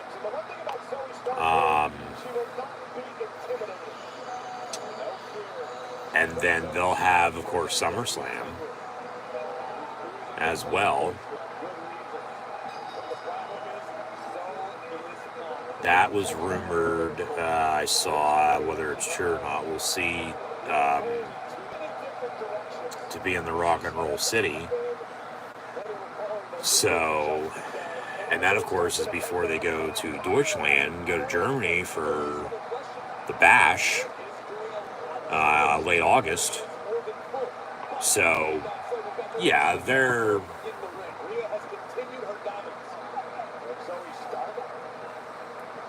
So Ray gets drop kicked on the ropes. Knocked out of the ring into the announce table. They've switched flip-flopping from ring to ring for the matches from the start. WarGames, both of them. The second match in the far ring, the last match in the near ring, this match in the far ring, and the next and last match will be in both. But, you know, for for revenue, for, you know, going to this place or that place. They're, in their eyes, yeah, as they are, breaking records and having a net of what they've been the best they've ever had. Damn good profit. Because it is all about the money when it comes down to it. It is. Even though it's not. God damn. Mommy chant from the crowd. Man, they're getting excited in more than one ways.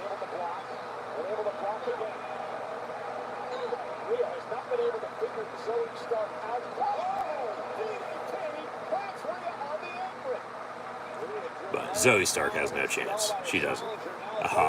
Rhea's going to win this. No, but Royal Rumbles in the States. Elimination Chamber down under. WrestleMania in the States. Backlash overseas. So they're flip-flopping back and forth, one after another. So, yeah, SummerSlam's going to be in the States. It's just a matter of when and where. You'll still have Money in the Bank. Probably should be in the States, I think, too, since it was overseas last year.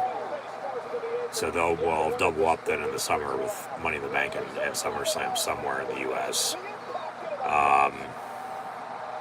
And then the Bash is going to be in Europe, so they're maximizing, you know, their worth overall. And I mean, good for them. They can do what they want.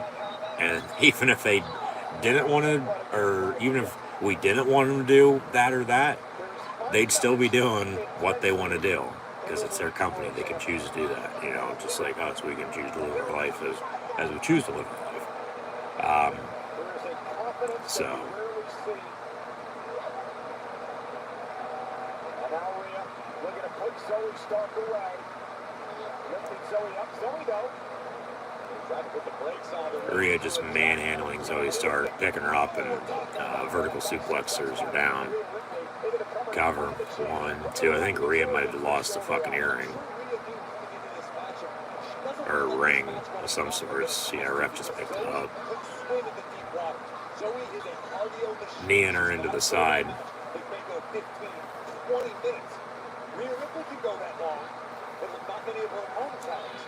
Oh yeah, her opponents can't last with her because of fill in the blank, but yeah, she can last.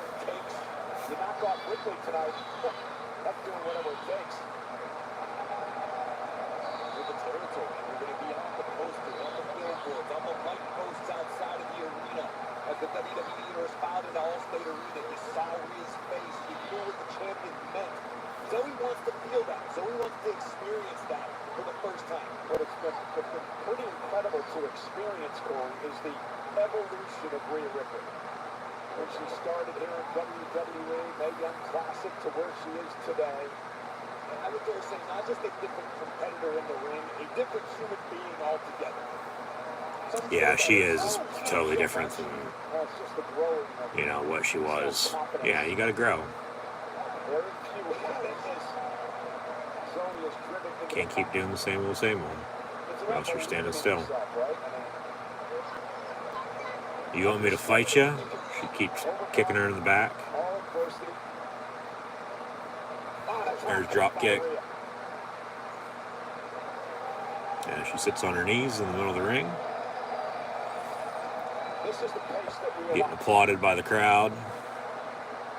I would agree with that. Because Zoe does have the ability to push the pace, to take it high risk more often than Rhea does. And Zoe starts fighting back. And no, it's not Jimmy Lynn Spears. Zoe Stark.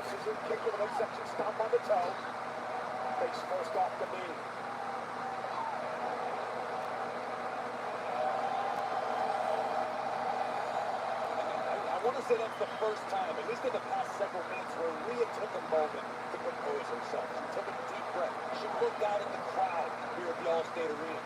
Prior to that, Rhea knew she was in a fight. Well, Zoe's still got some fight in her. Absolutely.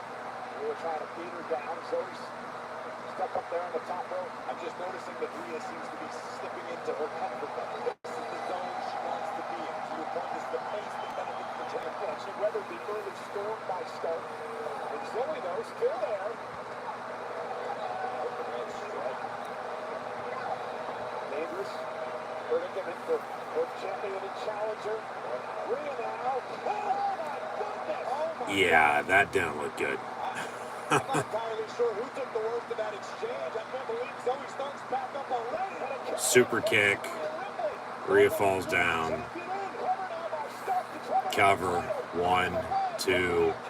Kick out. Does Rhea have you know what tattooed? Because it sure as hell fucking looked like it on that pin. I think Rhea was looking to finish things off altogether. Zoe, I believe, was attempting to land in a more beneficial way than Joey Rhea. Quick roll up. 1, 2. Kick out. There's a kick back. And Zoe, waistlock applied, and good elbow right on the ear. And Rhea with a kick. That could be good night. And now Ripley has Stark right where she wants her. Down goes Zoe Stark in position. And now this will probably be it. For the lights. A bridge kick out by Stark. She kicks out there, but it's coming down to being it. It is. Rhea's gonna be How cool is that? Only picking up the winner retainer title here in a couple minutes.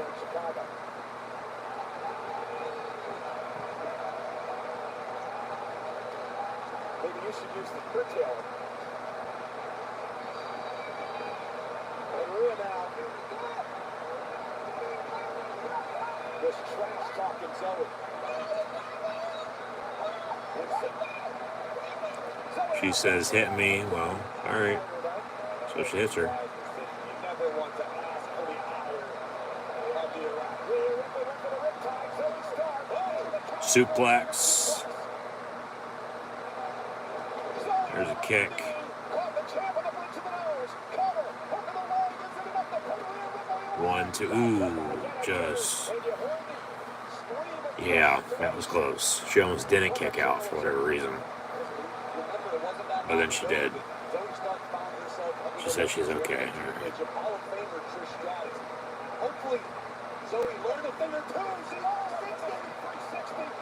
There's the elbow.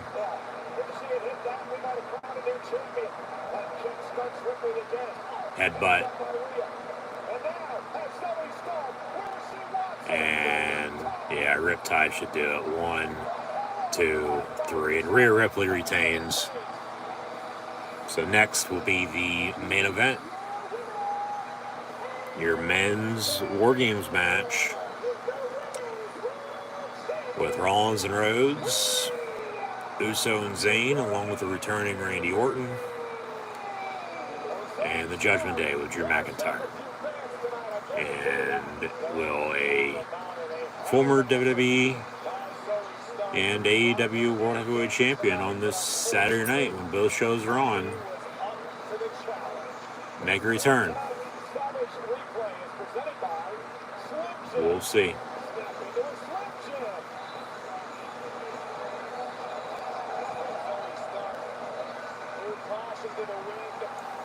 So it's about to get good. At least I'd hope so. I mean, because it was a good start, but it's been dull ever fucking since. No offense, but it has been. So there's not really any other way to put it. I'm sorry. There's not. It just is what it is. It is what it is.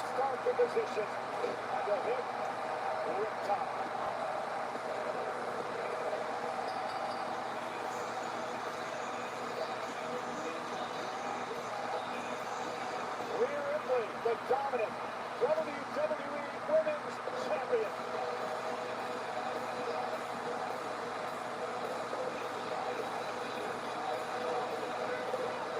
This is my championship, says Rhea Ripley as they fade to black. And shoosh, thank you, WWE Shop, for the holidays, has the Alpha Academy. Showing off what you can get for this price or that price. Yeah, let me talk to you.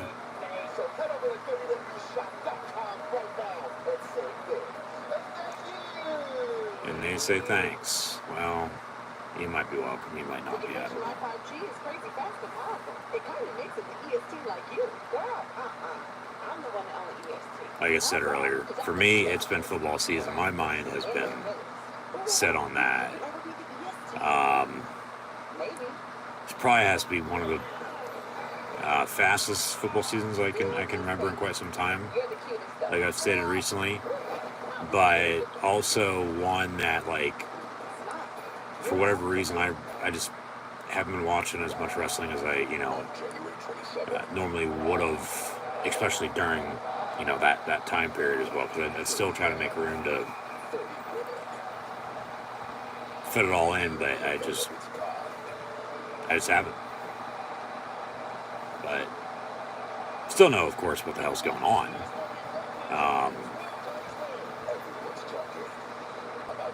But yeah. All right, they're promoting Royal Rumble once more. It'll be 2 months and 2 days from now. So be sure to tune back in then live right here on YouTube, as I'll have live watch along reactions. And then Elimination Chamber will be a few weeks after. Technically the Saturday after the Super Bowl, which would be, we'll say the 20th, 21st of February, if I'm not mistaken. And with the time difference, as Royal Rumble will be at 8 o'clock, Elimination Chamber will start live here in the States. I do believe, if I'm mistaken, like 8 a.m. Eastern Time.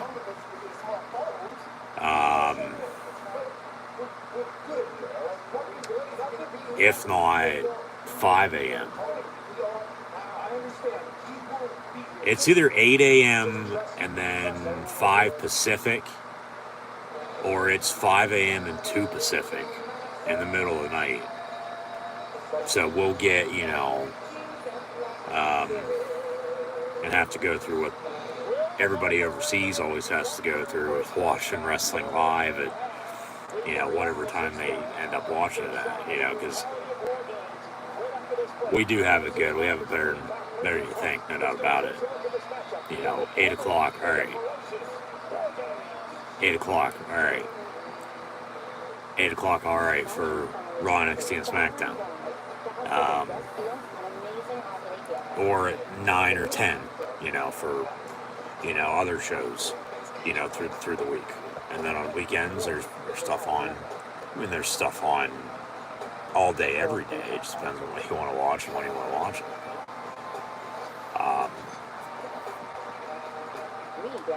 And then, of course, scheduling conflicts here and there, and we get through it one way or another.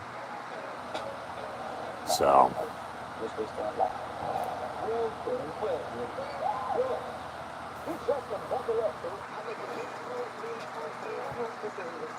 but the main event's coming up next. So once again, as always, we'll hit 10 o'clock, 2 hours in.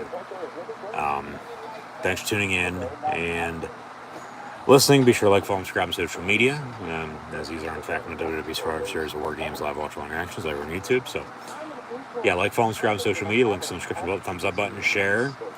Hashtag WWE, hashtag Survivor Series, hashtag WarGames. Chat questions and comments, super chat, super sticker, super like, super thanks. Always greatly appreciated. As this video is powered by Rogue Energy, HopeKThrifts, and Dead and Hungry. Once more, Rogue Energy. Be sure to get your favorite energy and hydration flavors and can or tub form shakers, Rogue Energy merch at the link in the description below. Be sure to use the code LUKE, that's L-U-K-E, LUKE123 for 10% off. HopeKThrifts, a second-hand resale shop focused on saving the environment in a cheap and fashionable way, as most items are $20 or less and include brands like American Eagle, Converse, Free People, and Shein, among others. HopeKThrifts found on Depop, Instagram, Mercari, and Poshmark at, yes, you guessed it, HopeKThrifts. That's HopeKThrifts. So be sure to use the message seller code CHEAPTHRIFTS, CHEAPTHRIFTS, CHEAPTHRIFts, for 10% off. Link in the description below as well. And then the novel Dead and Hunger, written by Nathan D. Mitchell, as you can find it on Amazon for your Kindle for $4.99, paperback edition about $15, and makes a perfect Christmas gift, if you ask myself, and it's a must read, so be sure to check it out.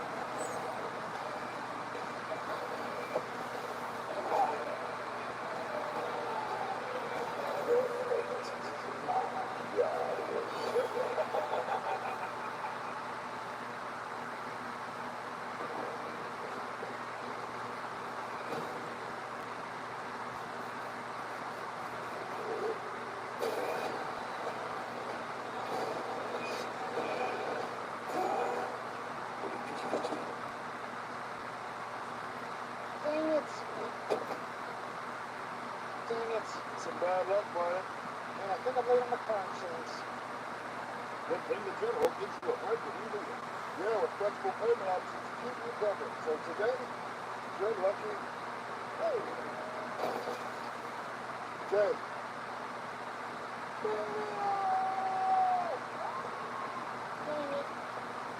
Great low rate. Go with the general. You want to get first dibs on Walmart Cyber Monday deals? Join Walmart Plus now because never shop online 3 hours early. It all happens Sunday at 4 Eastern. Join Walmart Plus today and shop Cyber Monday deals. So here we go. Cue the sirens again with the horn. And the main event of Survivor Series will be WarGames. This is the men's. The women's kicked off the show, but next we'll have Seth Rollins, who's the World Heavyweight Champion, Cody Rhodes, Jey Uso, Sami Zayn, and the returning Apex Predator, the Viper, Randy Orton, take on the Judgment Day, which is Finn Balor, JD McDonough, Damian Priest, and Dirty Dom Mysterio, along with Drew McIntyre. Two teams will be contained in the separate cages. The shark cage is the top of the stage, with one member of each team starting the match. After 5 minutes, a member from the advantaged team will be released to enter the match. After a 3-minute period, alternating members from each team will enter the match until all competitors are inside the cage. And then once all competitors have entered, the match for WarGames officially begins. And the only way to win is by pinfall or submission. Escape from the cage as well. And it's WWE Survivor Series main event time for WarGames. So here comes the Scottish psychopath Drew McIntyre. He is teamed up with the Judgment Day. So he says specifically just for this WarGames match. Sort of turned heel though, past couple weeks he has. But it's to get back at the Usos and the Bloodline, he says. For him getting screwed over. So he's going to screw them over for what it's worth. So, I mean, you look at the competitors. I mean, recently,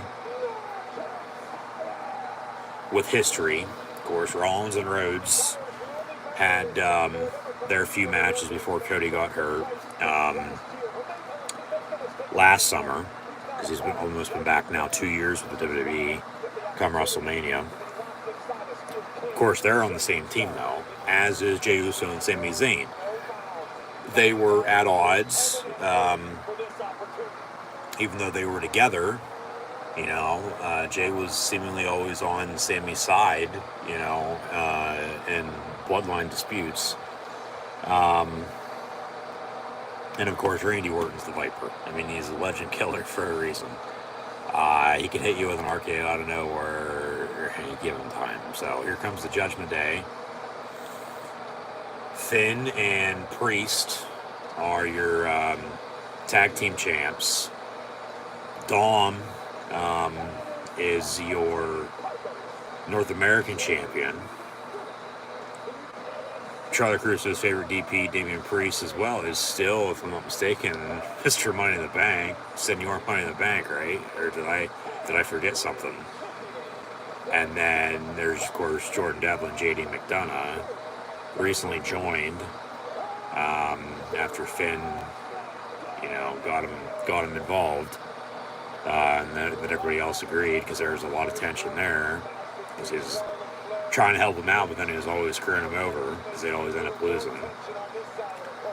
As Priest and McIntyre stare each other down, so does Drew's the guy that, as Finn's going to start this match off, Drew's the one to watch because he's with him now, but is he going to be with him later, or is he going to turn? A short, quick 3-week heel turn for him, turn into a Big Show, back and forth. And then there's the Judgment Day. Finn and JD have history. Of course, Priest and McIntyre not liking each other right now. Dom's Dom. But what was that little thing, though, that they were, mentioning earlier? That's interesting. So, I mean, you got to fight through it. Whether you're with or against whoever it is, technically still family, and you're still going to be there. So,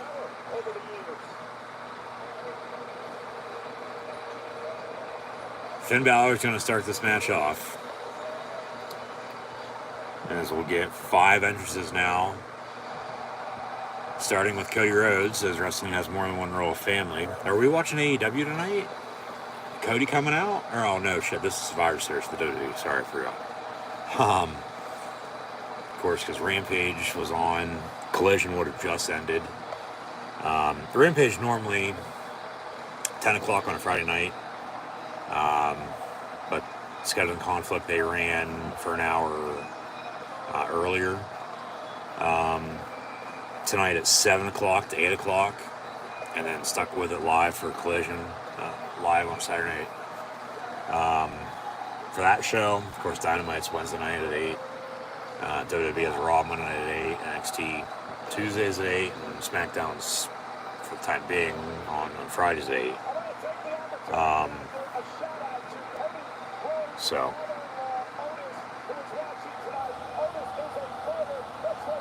Cody Rhodes making his entrance. His Georgia Bulldogs are up right now. They are the number 1 team in the country in all of college football. But it's been a weird day in college football. It's been very chaotic. I mean, Uso down since day 1. It's main event Jey Uso. Yeet. And it's just me, Uso. It's just him. And as the crowd bops.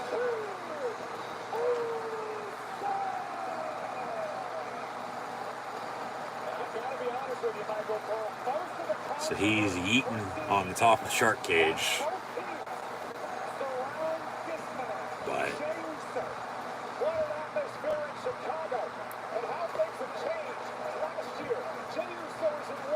yeah, that's true. That's true. That's why you gotta watch, because we don't know what the hell's gonna happen. Could be this one day, could be something else the next. Could also still be the same the next, though, but still, yeah. Oh, let's go. Here comes Sami Zayn.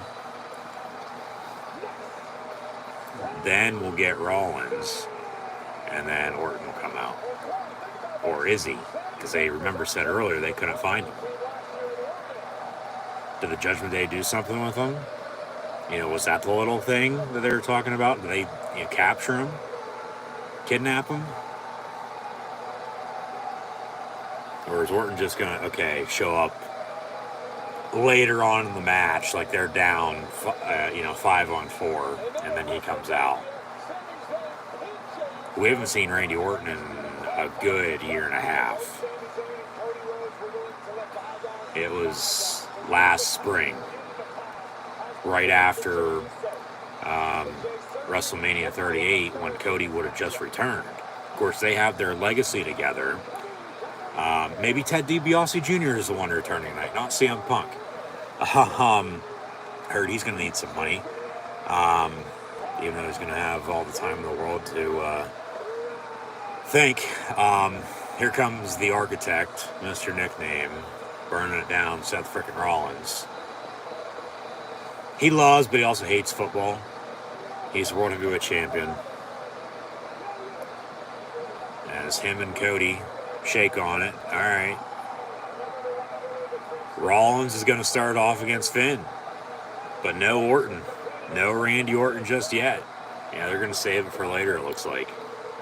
He's going to come out,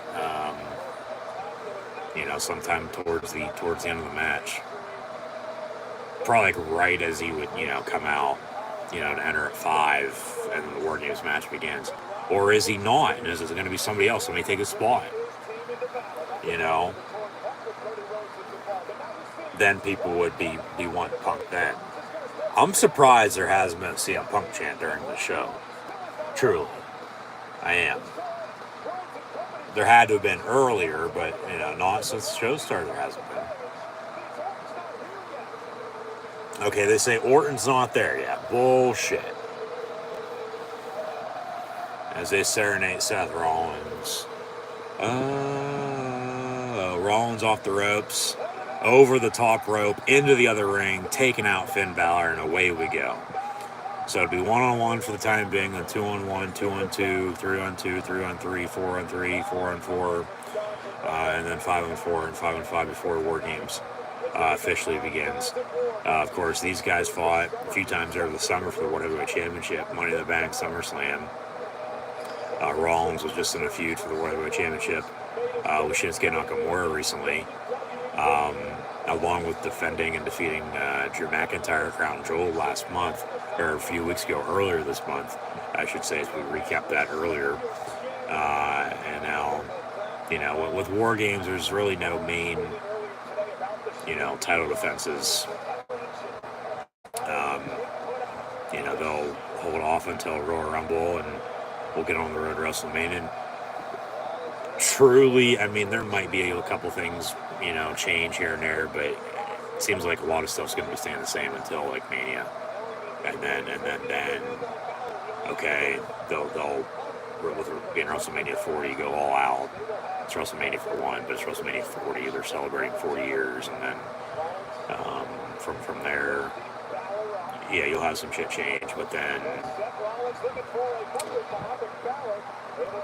you're going to get to the point, okay, something's going to give, because you're going to have a lot of champions that haven't lost in a while, and then people will get pissed off. Well, okay, you've had this title change hands, though, whether it be, I don't know, the tag team titles, one of the mid-card titles, change hands time and time again in the meantime, just to get by, basically. Look at it that way.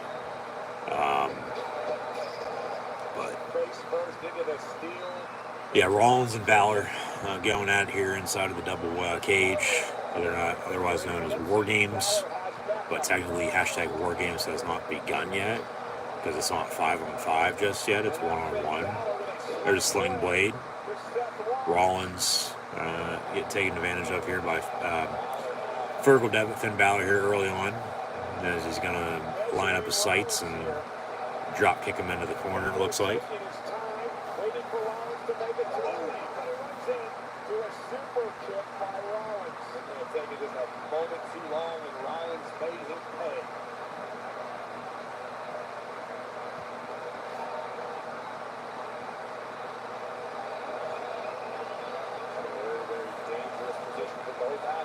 Pedigree on the steel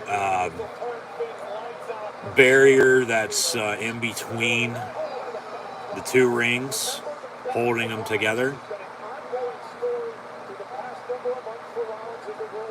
And then Balor flips him, and Rollins lands on his back. Coup de grace off top rope. Rollins moves. Sling blade from Rollins. As he got sling blade a minute ago by Balor, he returns a favorable one of his own.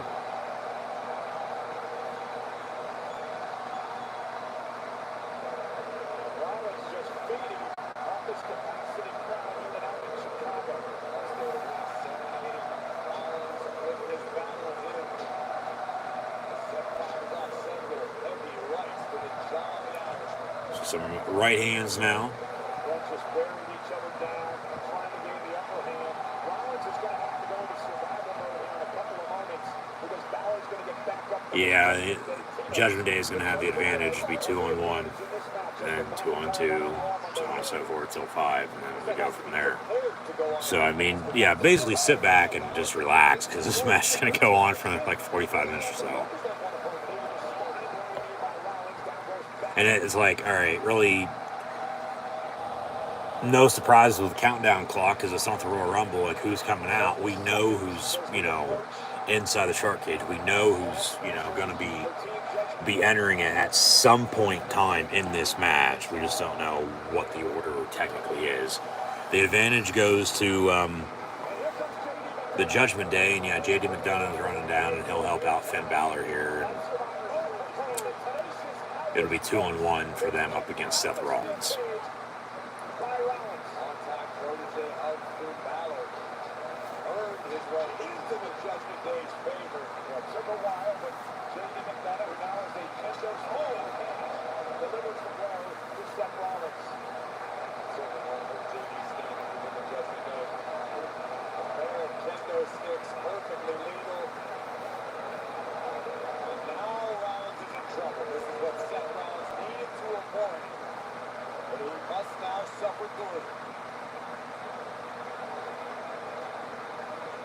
Will have back up another 3 minutes, but right now, Balor, JD McDonough, kendo sticks in hand. Yeah, kendo sticks now getting involved as they were earlier in the WarGames match for the women. The team that used them ended up losing, so keep that in mind for what it's worth here. But yeah, we got Rollins getting beat up by Balor and Devlin via the kendo sticks. Rope break. Hold on to the cage, ain't gonna help.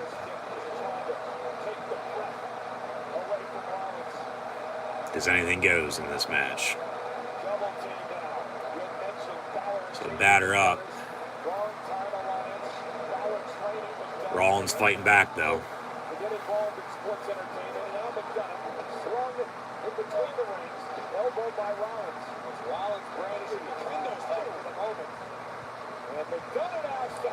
Alright, yeah, moonsault off the ropes from one ring to another from JD to Seth.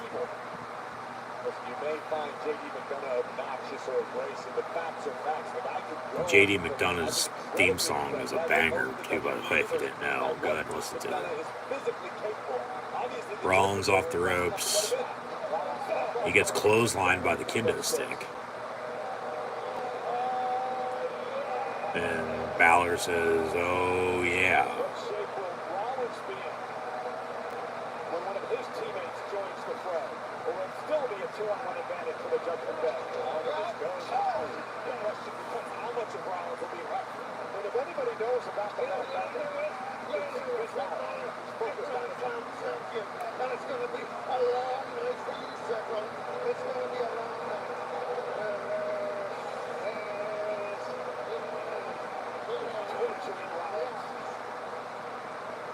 Rollins has been the one man Balor has been unable to put in his own rearview mirror to the point of borderline obsession. Balor detests everything about himself. Rollins gets his arms crossed and then vertical suplexed. But it'll be 2-on-2 here in a minute.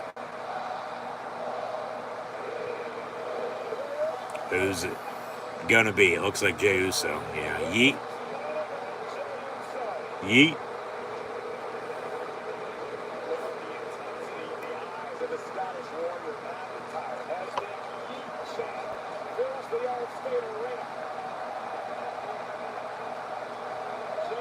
Jey Uso grabs some steel chairs and slides in the ring and goes right after Jordan Devlin with the steel chair in hand.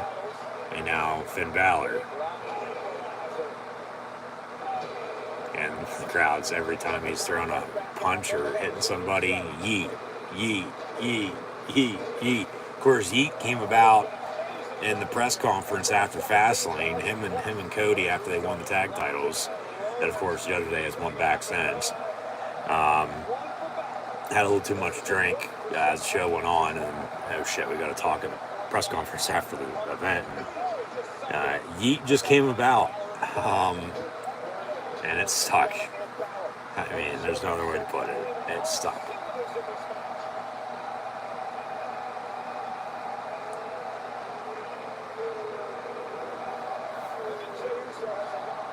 And Uso chant now.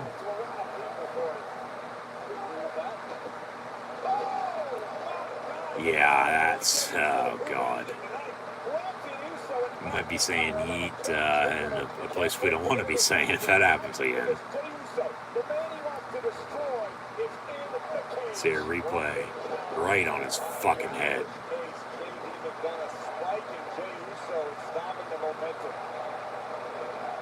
Double team. Rollins finally back to his feet, finally back to the game, helping Jey Uso there. Double super kick. It's surreal to see Rollins and Uso on the same page. So Rollins and Uso now working together.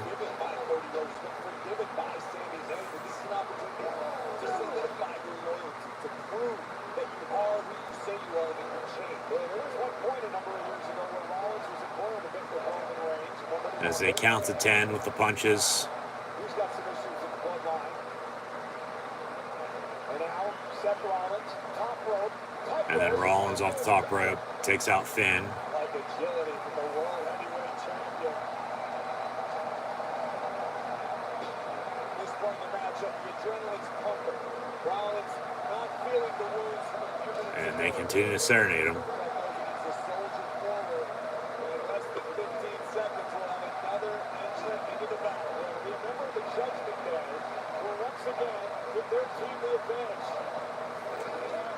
Who's it gonna be? Probably Dom. Priest holding back McIntyre. We stick to the plan, he says. He says trust him, so it'll be Priest. All right, here comes Damian Priest.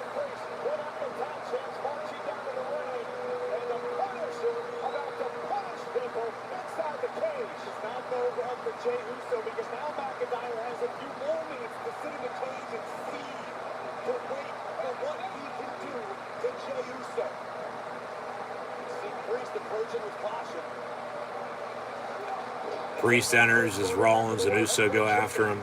Hashtag WarGames when you share. It's going to be a long 3 minutes for Uso and Rollins. Now into the ring with a steel chair. Priest now being overwhelmed.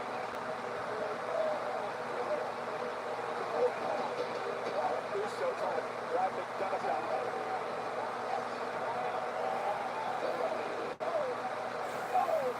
What the fuck is that? Yeah. They say a baton. It looks like a fucking knife.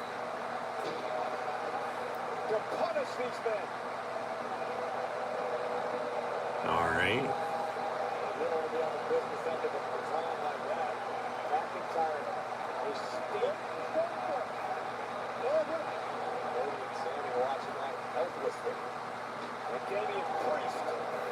So now the Judgment Day is back in control because they got the 3-2 advantage, of course. It's Finn Balor, JD McDonough, and Damian Priest up against Seth Rollins and Jey Uso.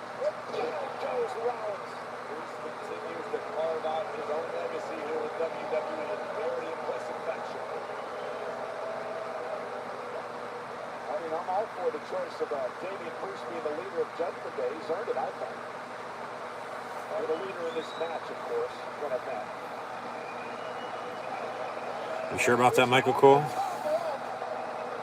out Rollins and Uso. At this point, Priest just showing off. Right, exactly. We've got a 3-on-2 advantage. I'm in control.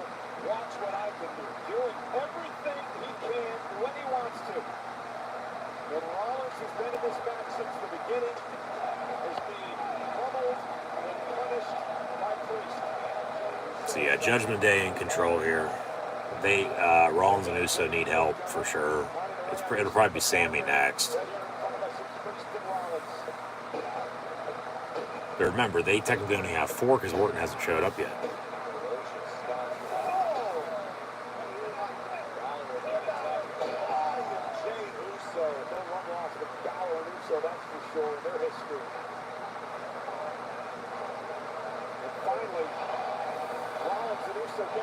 It'll be 3-on-3 here in about 5 seconds. 3, 2, 1.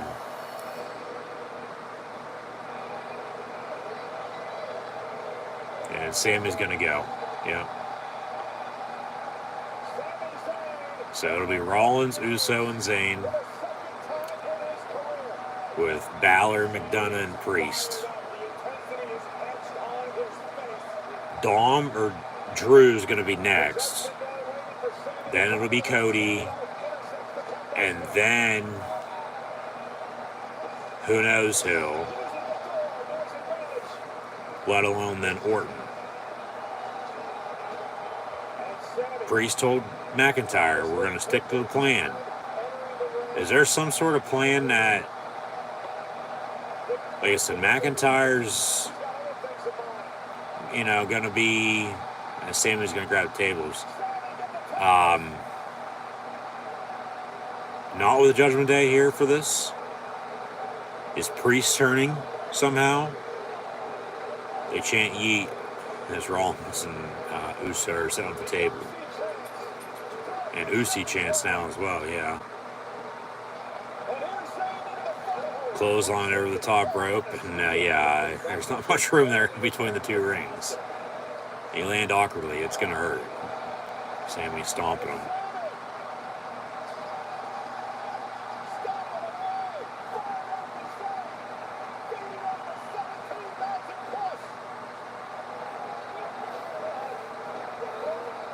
And then a blue thunderbomb there by Sammy.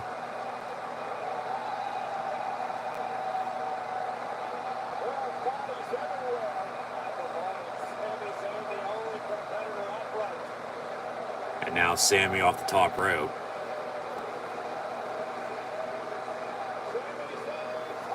Usi chant as they're singing his theme song.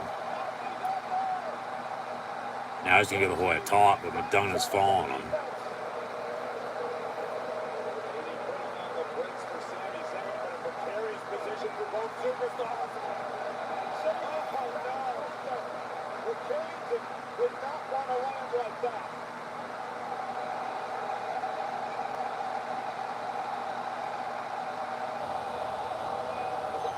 Is that a pipe? Yep. So Sami Zayn now with a pipe, beating up the Judgment Day.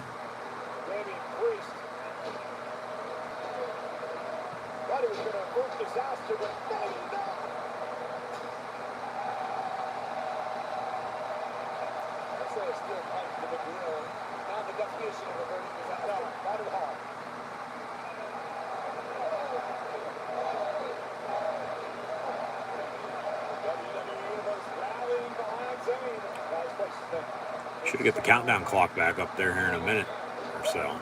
Be 4-on-3 advantage of the Judgment Day.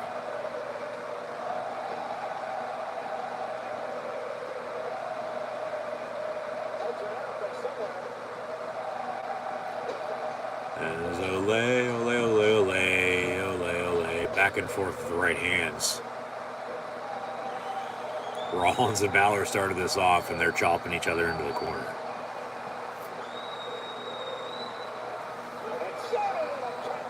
Kendo stick to the back.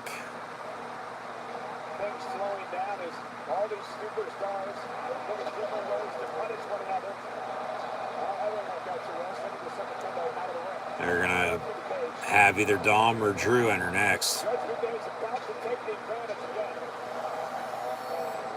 And here comes Drew McIntyre. Okay. They're going to stick to the plan, whatever that plan is. They're sticking to it. So Dom will enter technically last for the Judgment Day. Cody's going to be next. Then it'll be Dom. And then out comes Randy Orton. But he has not even appeared yet. We still haven't seen him since last time we saw him a year and a half ago because he's been hurt. Got his fucking back fused.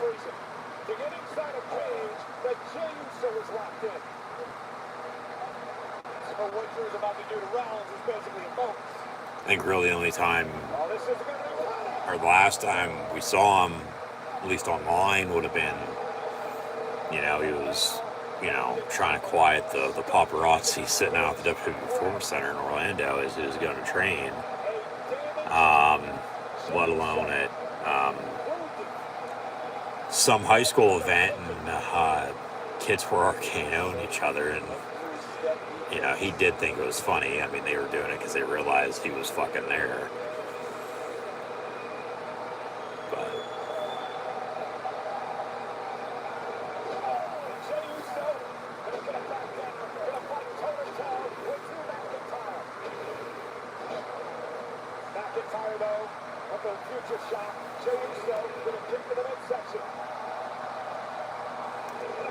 and Jey Uso with his t-shirt, as McIntyre in the meantime kips up after all that. They're saying yeet, yeet, yeet, yeet, yeet because he was in control of Drew, but Drew fought back. Yeah, the t-shirt got involved.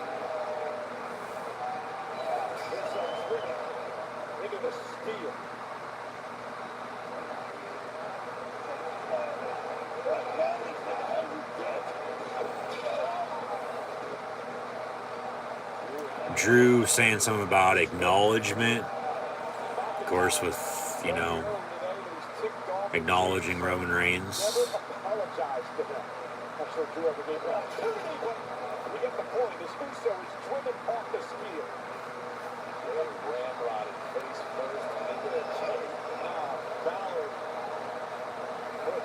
all right, Judgment Day and control again. Yeah, Cody will be next.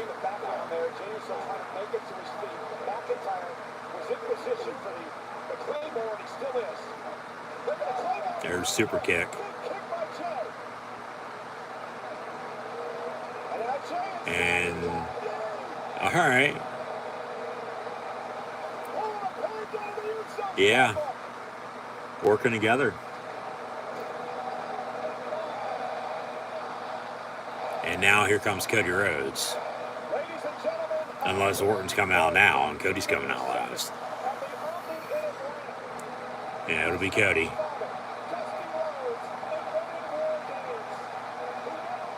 Yeah, Dusty did create WarGames, that's right. So Cody Rhodes is going to be inside of WarGames here tonight. Technically the last for his team that entered earlier to now enter this match, because still no Randy Orton. Still no Randy Orton.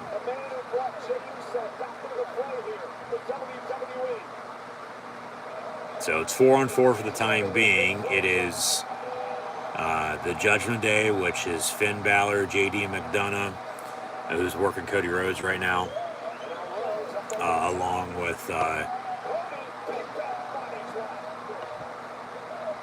Damian Priest and then Drew McIntyre for tonight.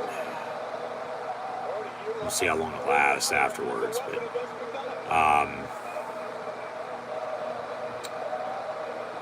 Dom still has to enter, and then as Cody, what is that, a rope? Is it turning into a Texas Bull Rope match now?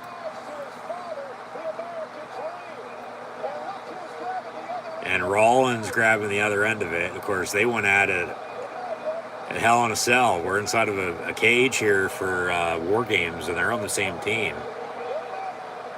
Hopefully Cody doesn't tear his pec again. A lot of people will be pissed about that because he can't finish the story then. But they're going to use the Texas Bull Rope together now and beat up the Judgment Day.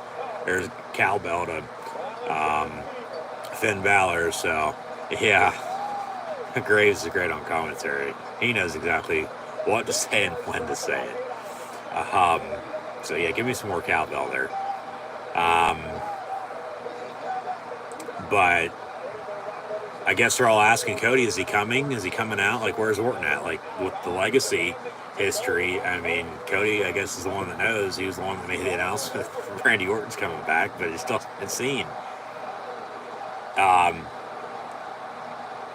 And Dom, you suck chant, I think, has broke out. He's the last one to enter, still in the shark cage. But yeah, Judgment Day, which once again is right now consisting of Finn Balor, JD McDonough, Damian Priest, and Drew McIntyre. Dom Mysterio still to enter. There's your 5. And then for Rollins and Rhodes, there's also Jey Uso and Sami Zayn. Here comes Dom. He's getting booed. But remember, there's still one spot to make it 5-on-5, to make it officially, WarGames for the team of the non-Judgment Day members, being Rollins, Rhodes, Uso, and Zayn. It's supposed to be Randy Orton, but he still hasn't, showed up. Still hasn't returned. Or is he even going to come out, okay, in return? Because then if it's not, who's it going to be? Well, people would break out in a specific 2-letter followed by a name chant. I can guarantee you that. Surprisingly, they haven't done yet tonight, from what I've been able to hear. Dom's doing Three Amigos here on Cody. But we'll see how this finishes up. We'll see how WarGames is going to come to a close, as now Dom's being surrounded by Cody, who escapes the Three Amigos because Dom realizes Rollins, Uso, and Zayn are all staring him down, so now they beat him up. Priest is going to get involved here. Get up out of the corner. As they all have a little bit of camo into their gear for WarGames. Do Rollins, Rhodes, Uso, and Zayn, I might add. I just noticed that. A lot of traffic happening inside the WarGames ring right now. And now Rollins going to bring the table back into play. Let's see what happens when this ring fills up. We're even now. It's 4-on-4. Well, I'm sorry. It's 5-on-4. Judgment Day has the advantage. Well, Seth Rollins' team's outnumbered. So the table's propped up into the corner now. Rollins has Dom into a powerbomb position, into a buckle bomb, but then he gets sat down because the Judgment Day retaliates, and yeah, now all hell's breaking loose. Priest is working Zayn, McDonough's working Rhodes, Finn's working Rollins, and Drew's working whoever I didn't name. Uso. And now a Randy chant for Randy Orton. As McIntyre and Priest are still staring each other down. Hey, remember the plan, stick to the plan. Well, what is the fucking plan? Double choke slam? Triple choke slam here? Priest gonna have Zayn. And Rollins, McIntyre gonna have Rollins and Rhodes. So 2 people have just chokeslammed 3 other people as the rest look on. And Judgment Day going to get them up.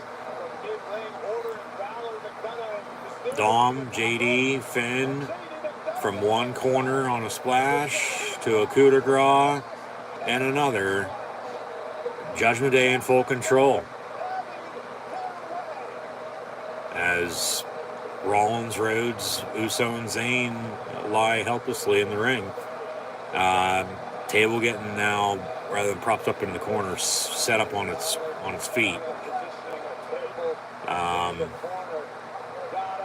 And still waiting Randy Orton. And Rollins goes through the table.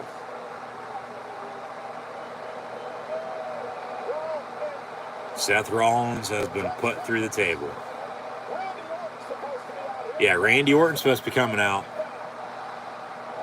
3, 2, 1. Where is the Viper? Are we hearing voices?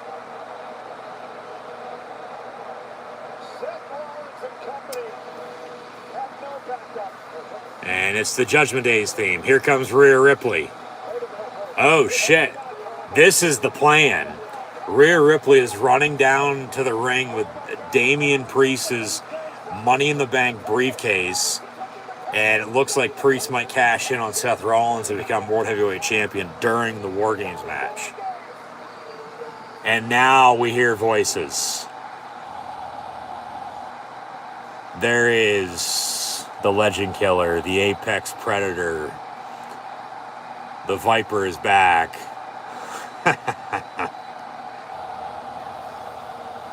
Randall, Keith, Orton says, hold on a minute.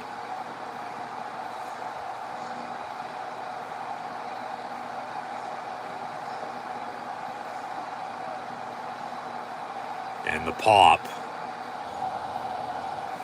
Crowd absolutely loving it. And he's in the ring and WarGames is about to begin as he closes the cage. Let's go. And Orton with a clothesline to Dominic Mysterio. And the WarGames have begun. There's a power slam. Says, you didn't think I could do that anymore, did you? There's another power slam.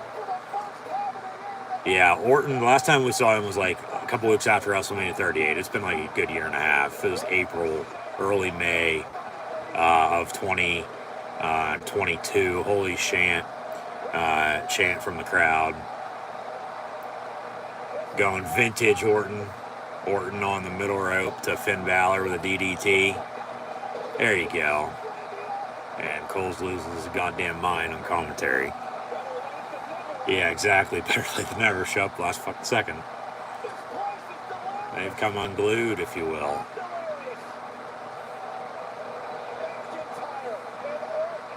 Where's this bro at, though? Oh, that's right. He got fired. Jokingly, yeah, RK Bros no more. They're never going to get the payoff for Randy Orton and Matt Riddle. At least anytime soon, unless they bring him back. McIntyre staring down Orton. And now they go at it. But Priest from behind beating up Orton. That's the first contact he's had since he's been back. How's the back going to hold up? That's probably the big question. He had his back fused. That's pretty fucking serious.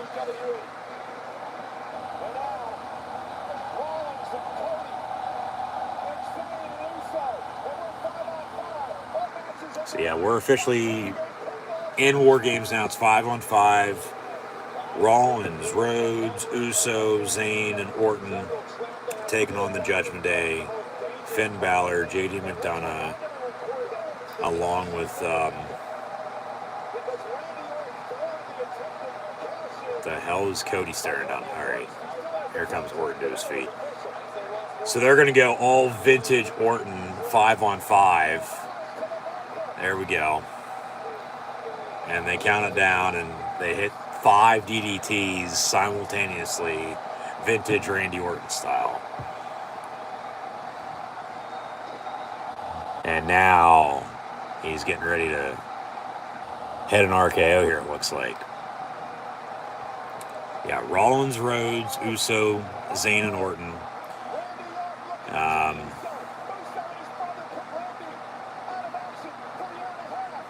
Why is Randy going to RKO Jey Uso? They're on the same team. All right, they're going to tease that. Of course, I get a super kick from Jey to Priest, saving his back. Yeah, but yeah, Jimmy and Jay did. There's an RKO from Orton to Dom. Crowd's going to love that. Yeah, because Orton was hurt. You know, there's an RKO from Cody. Haluva kick from Sammy to Drew. Jey Uso going to splash.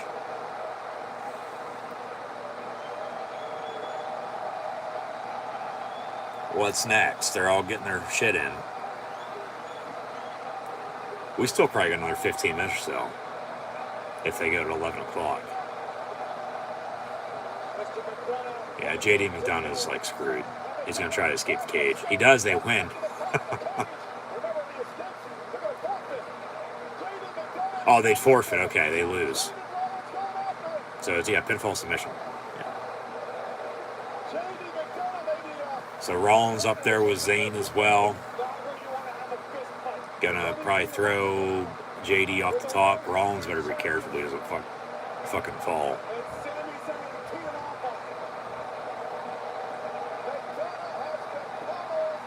Orton gonna get up there and RKO him off the top. Or they're gonna send him down to him and Orton's gonna RKO him out of midair.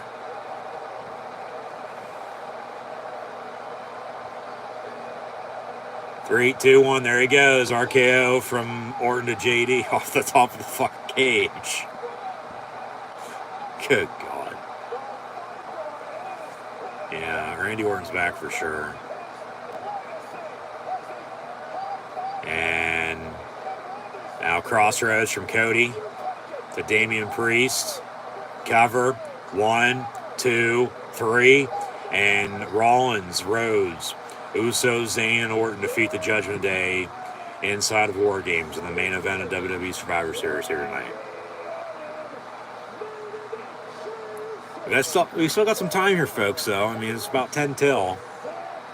Orton going to turn heel. Hit Cody with an RKO. He was teasing Jey Uso.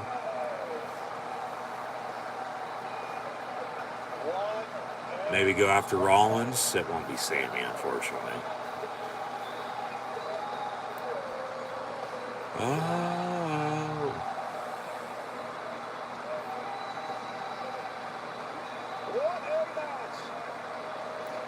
So Randy came out. I mean, he did, what, maybe 10 minutes worth of work in his first match back.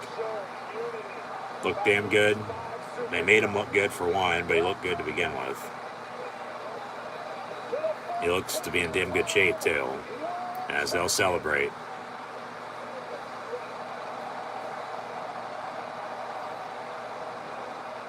And they'll show off some replays. Yeah, there's the 5 DDTs, one by one.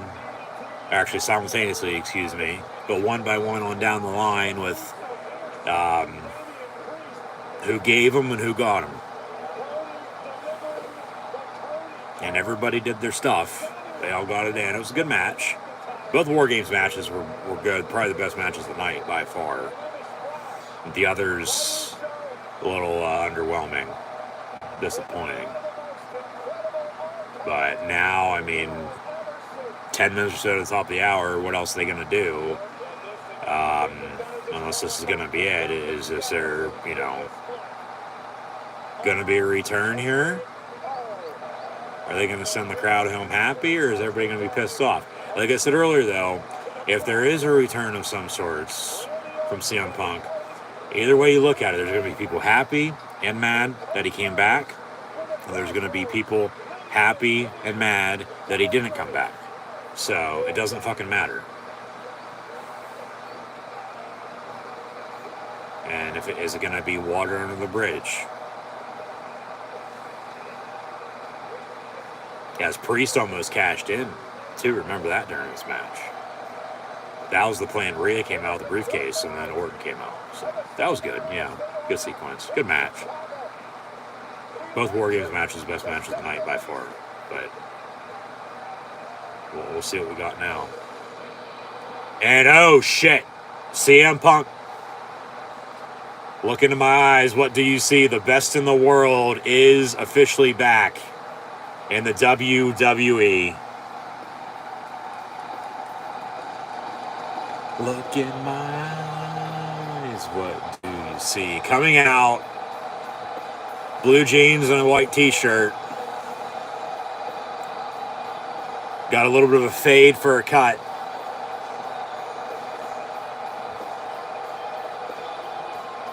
And I wish they would have brought back Kill Switch for him with This Fire Burns, but He's keeping Cult from Living Keller. And CM Punk chant for a return to pro wrestling, sports entertainment, if you will. Now, for the second time in the past 2 years.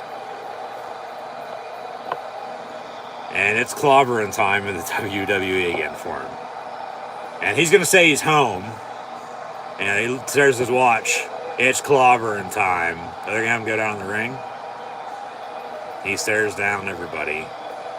Big smile.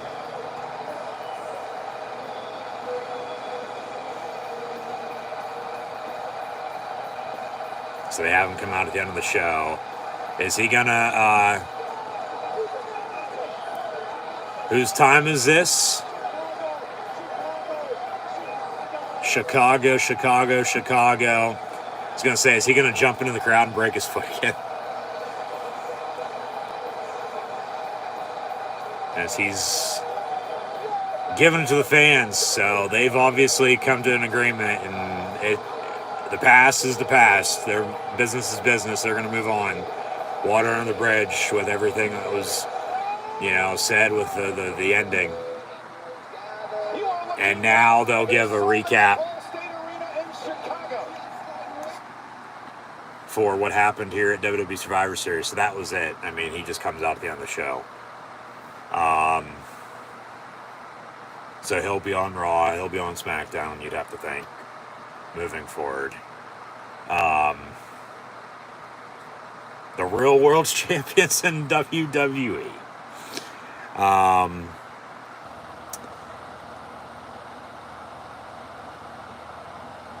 People will, try to fantasy this and that up with what they're going to do with them. Right now, who knows, let alone cares. Just fucking bask it in. He's back. Good or bad reasoning. Like I said, either way you look at it, people are going to be happy. People are going to be mad that he came back. And opposite, okay? If he didn't come back, which he did, but if he wasn't going to come back, people were going to be, mad and happy about it that way too. But, I mean, he's back in the spotlight. It's going to be fun to watch some old videos of CM Punk speaking the truth in his eyes to with, who's in charge now.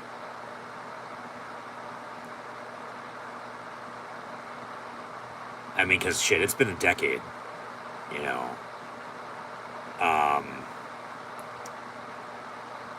business is business, though. That's how they'll put it, I would assume he's going to talk at this press conference after Survivor Series. Is he going to be eating, I believe Mindy's Bakery items that he ate after he won the world title in Chicago at All Out a little over a year ago, and called out everybody, and was hurt in the meantime, but then got suspended, and then shit, AEW with Dynamite from the start, and then Cody Rhodes leaves and goes back. They're still in a good spot, don't get me wrong, okay? But then they make not one, but two shows for CM Punk at Rampage and Collision for the most part. And he's not there now either. He's also now back in the WWE. It's not even money. It's not even management. I mean, it could be. People would beg to differ probably, on that, depending on who you ask. But I mean, either way, it's like, you got to respect, I guess, to an extent, what somebody's doing for themselves. And there's the recap again of him walking out. Yeah. Almost 10 years after he left, he's back. Wow. wow is what I'll say. Because me personally, I don't believe shit until I see it happen. You know, so of course, yeah, no shit, I'm going to believe it now because I saw it firsthand. I know there's going to be some people out there that are probably pissed they weren't at the show tonight, but oh well, what can you do? But yeah, CM Punk's back in the WWE. That's going to be the main focal point coming out of Survivor Series WarGames, regardless of whatever the fuck happened. You know, I was at Extreme Rules when Bray Wyatt returned, okay? Do you think I remember anything that fucking happened that night? No. Because it was Bray Wyatt returning, and then he was, you know, only back for, what? Couple months, really. And then, you know, got sick and then was supposedly going to be returning, but then unexpectedly passed away. I'm not saying CM Punk's going to die, okay? So don't, you know, fucking shove shit down my throat and twist and turn it. Put words in my mouth. But, like, they go from one big return to, you know, life getting in the way, and then with what happened, whether it was, like, where's Jungle Boy at right now? Is he fighting somebody backstage? Whether it was personal, whether it was business, I mean, Tony Khan fired CM Punk. It was September the 2nd. You know how I know that? It was the first day of college football season. It was first Saturday of college football season this year, okay? I was gearing up for Penn State, West Virginia that night. News broke a couple hours before the game. As AEW was coming off of All In, that would have been CM Punk's last match. He retained the Royal World's title over Samoa Joe, who's now going to face MJF, it looks like, at World's End for the AEW World Heavyweight Championship. Of course, this WWE had a Worlds Collide event, you know, in the past, but AEW not going to have a World's End at the end of the year for a new pay-per-view. But, yeah, it was in between All In and All Out for AEW. It was a Saturday afternoon. WWE was having Payback that night, which I said then would have been at that show. But with scheduling conflicts, this and that, wasn't going to work itself out. And meantime, Punk gets fired. World's title goes away. Hasn't been seen since in AEW. They never got to pay off him and MJF. People will say, well, MJF going to go back to going to go to the WWE. No, because he's supposedly re-signed for a couple more years and will be in AEW as world heavyweight, you know, champion in their eyes. But I mean, yeah, people will still speculate. Well, then by the time MJF does go to WWE, they can pay it off then. Which that was the big thing I thought for AEW that they lost out on with the Punk situation. That they never got to do him and MJF for the World Heavyweight Championship. I mean, they did it in a dog collar match, but that was about it. Because in the meantime, remember, I mean, because that was like 2 months before MJF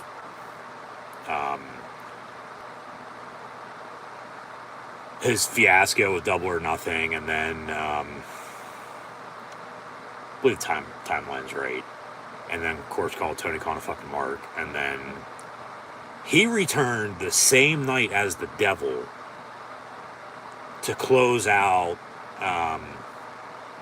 All Out that year when Punk had won the World Heavyweight Championship.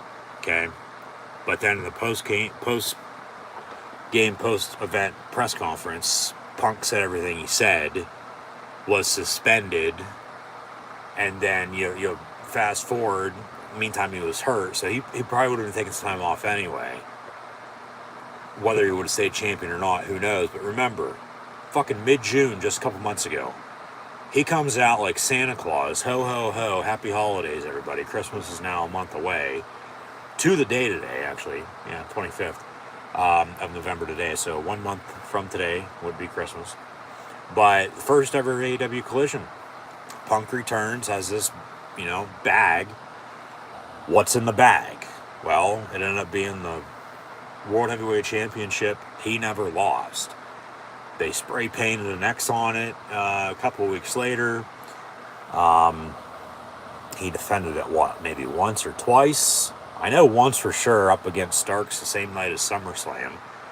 How I remember that was because I was at SummerSlam and it was up, head to head, as AEW was with Rampage and Collision Night up against Survivor Series. It's just how it is with WWE now running, Saturday pay-per-views and, AEW having a Saturday show, live on TV, rather than a house show that they've, sort of done away with because they have 3 TV shows now. But either way, okay, fast forward another couple weeks, Punk gets fired. He's still involved in commentating MMA. I doubt he'll be doing that now since he's back in the WWE. But, I mean, they teased it for, 3 months, give or take? 2.5, 3 months. Little tidbits here and there, clues, whether he bought into it or not. I mean, doesn't really fucking matter now at this point, because he's back.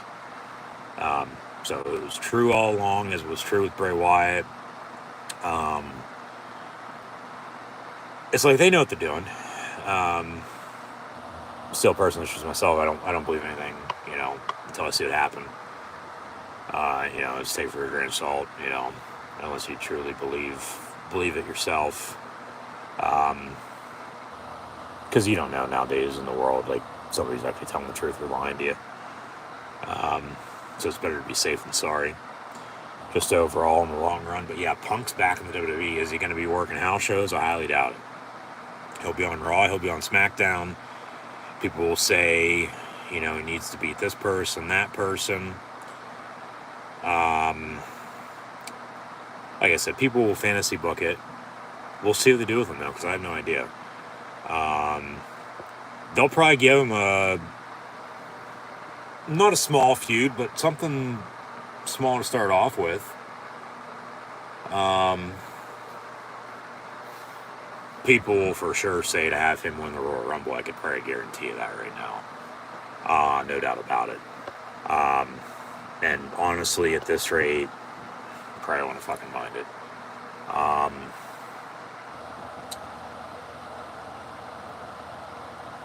But then at the same point in time, 9 times out of 10, anytime, the fans want something, they do the total opposite.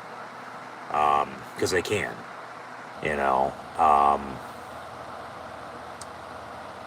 So we'll see what, his future is.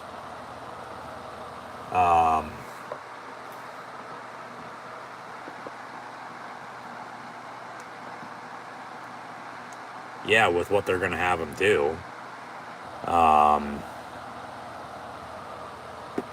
He's going to be one of the main guys. It's going to be a big deal, and rightfully so. Because of who he is, he's a big name. Good, bad, anywhere in between. In their eyes, business is business. They've let bygones be bygones. It's water under the bridge with everything. I think it's probably more so on his end. But then he's also, up until now, because he's back, tough spot, Pickle like the ones MJF eats. Because he burned bridges in WWE, didn't wrestle, got back into it, but then burned some more bridges. Where is he going to go? If he even does it at all. And I guess none of that fucking matters. I guess time does heal wounds. But yeah, like I said, it'd be a decade this upcoming Royal Rumble that he would have left. And we're 2 months shy of that, and he's back. So let me know, of course, in the comments below what your thoughts and opinions are on CM Punk returning to the WWE for one. because it is a big deal, no doubt about it. How long this lasts? Because, I mean, remember, he just returned to the business a little over 2 years ago. Was in AEW. He said then, you know, from 2005, really his whole life up until 2014, he was in pro wrestling, and then he left.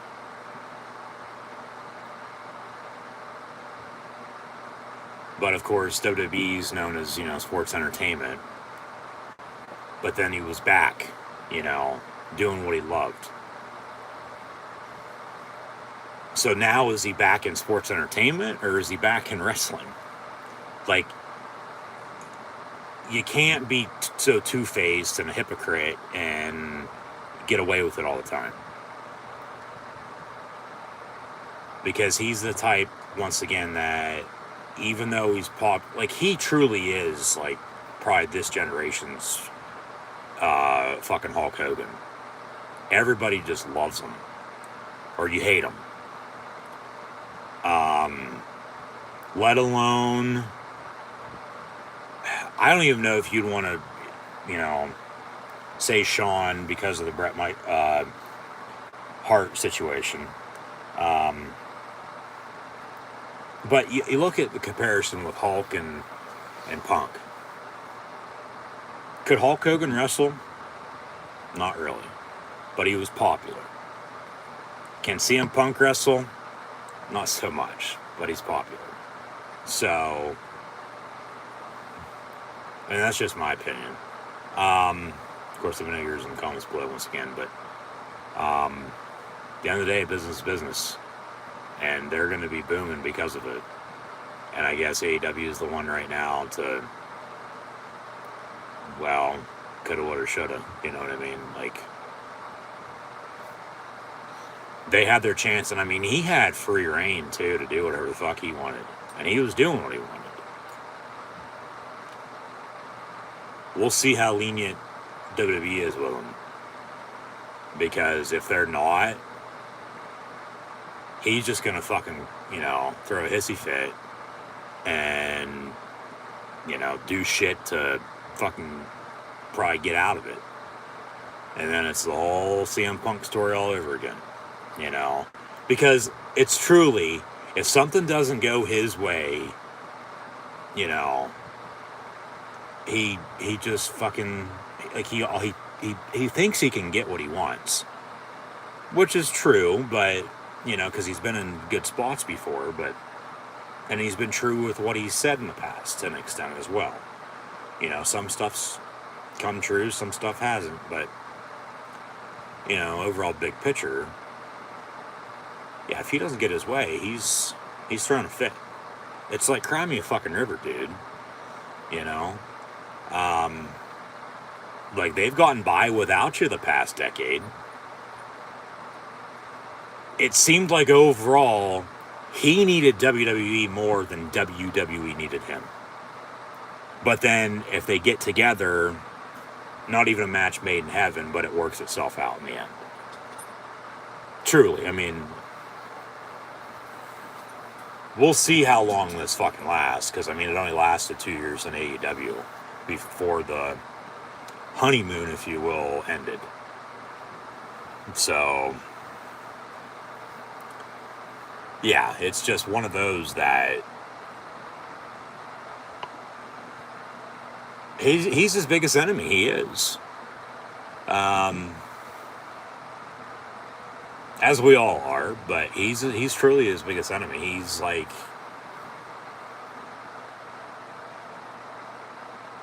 once again, I think this generation's Hulk Hogan at this point.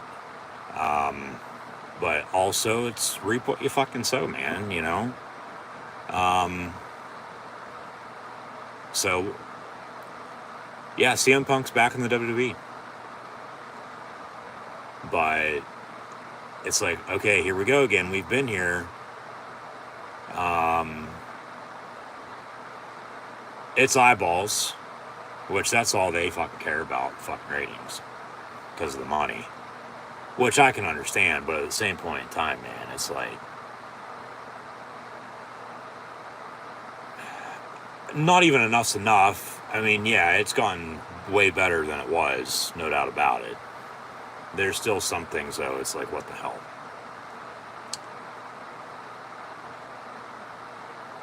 I mean, I don't even necessarily say I should say I feel bad for AEW. I mean, I do, but I don't. But they made the decision to fire him. You know, that's the chance you fucking take, and then he goes back, and then he did.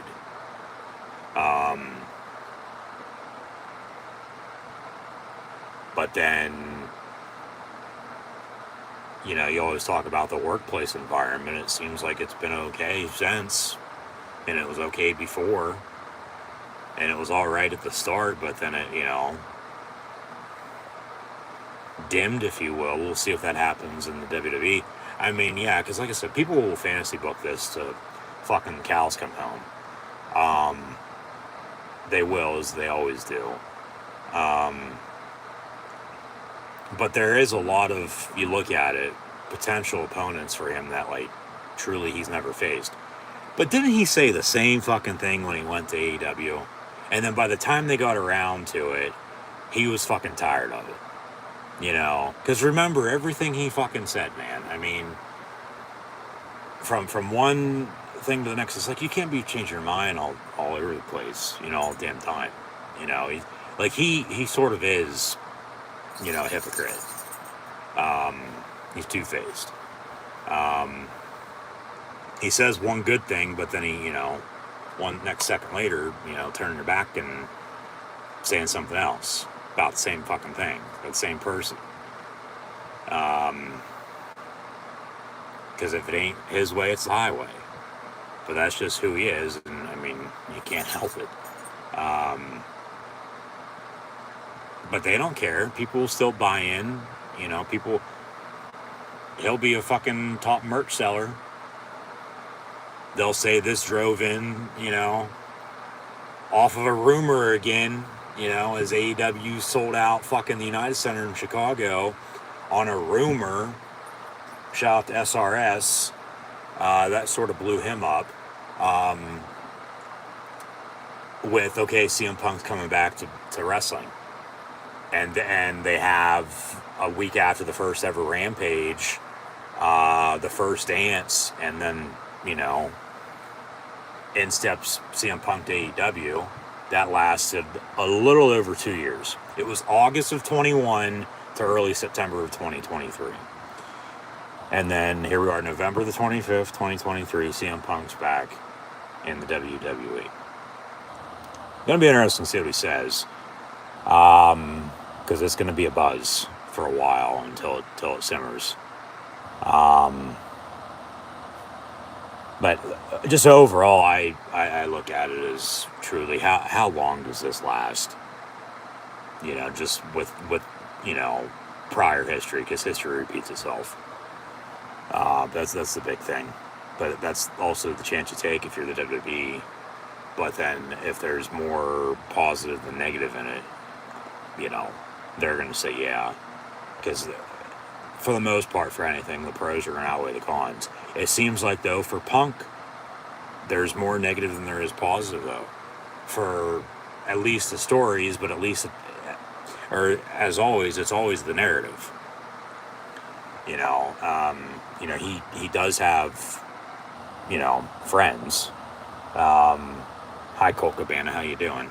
But we're breaking the fifth wall tonight. But yeah,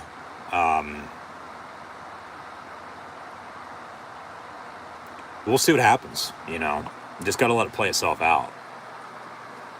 So I guess I'll leave it at that. There's not really much else to be said, other than, you know, WarGames was a decent show. The two WarGames matches, no doubt about it, were the best. The matches in between were eh. And then at the end of the show, as they're celebrating,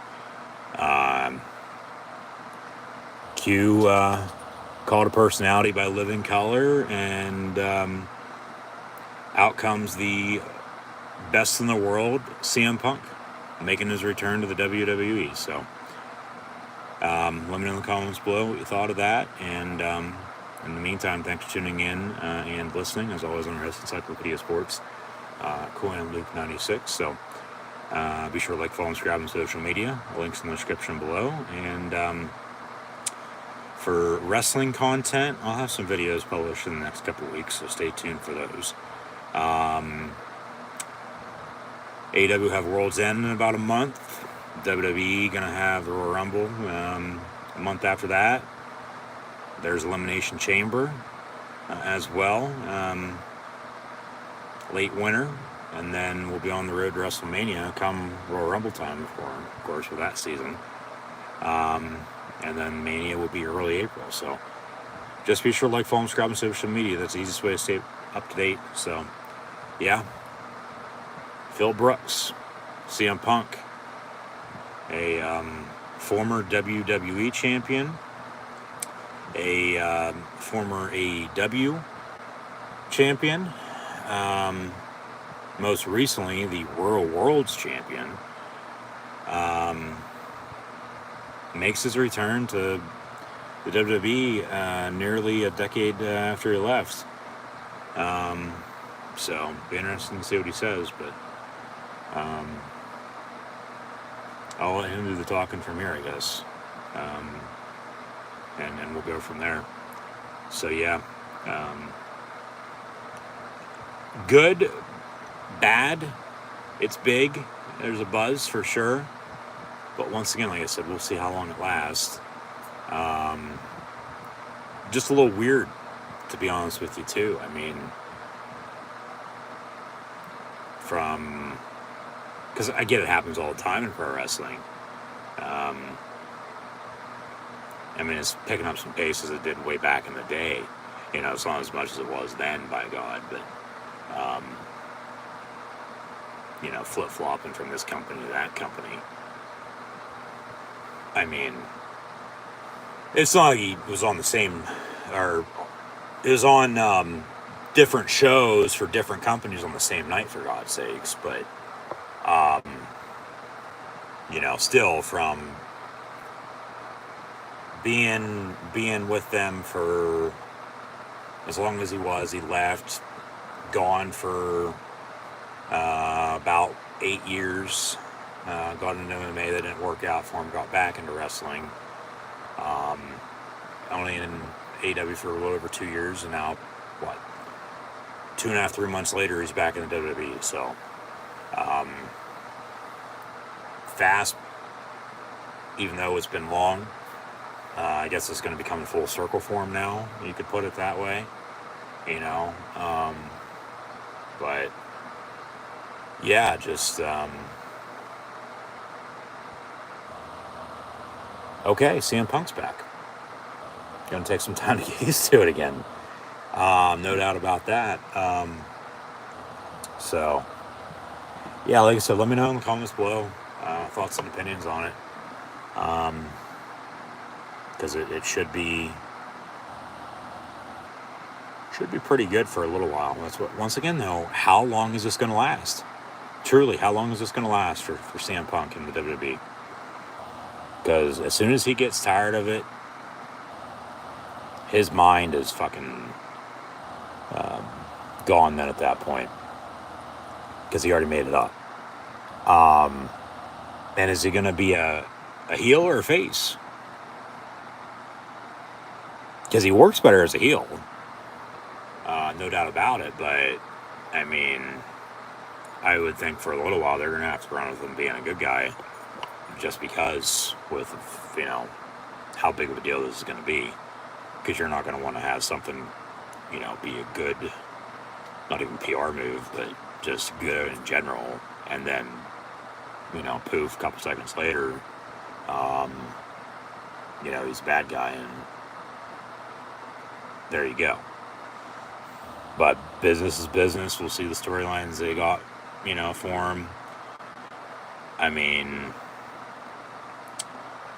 Cody's been in a good spot since he came back. But, I mean, as he left on his own terms too, and he went out and made a name for himself, though, afterwards. You know, and then started AEW, for God's sakes, along with, you know, the Young Bucks and Kenny Omega and Chris Jericho with the Khan money, and Tony Khan in charge. and then he came back. Punk, he left on his own too, but it was bad blood. Because he had a lot of shit to say then, even recently. So what does he say now? That's the thing. Other than it now being, bygones and water under the bridge. It'll work itself out. Just a matter of,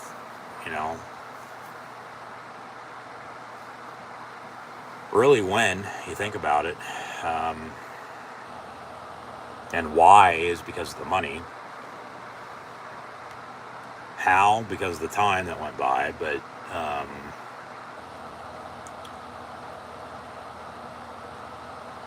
yeah, we'll just have to see how it works out.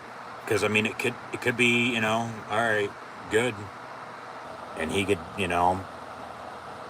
tuck tail and keep his mouth shut, and that's it. Because is he going to badmouth AEW?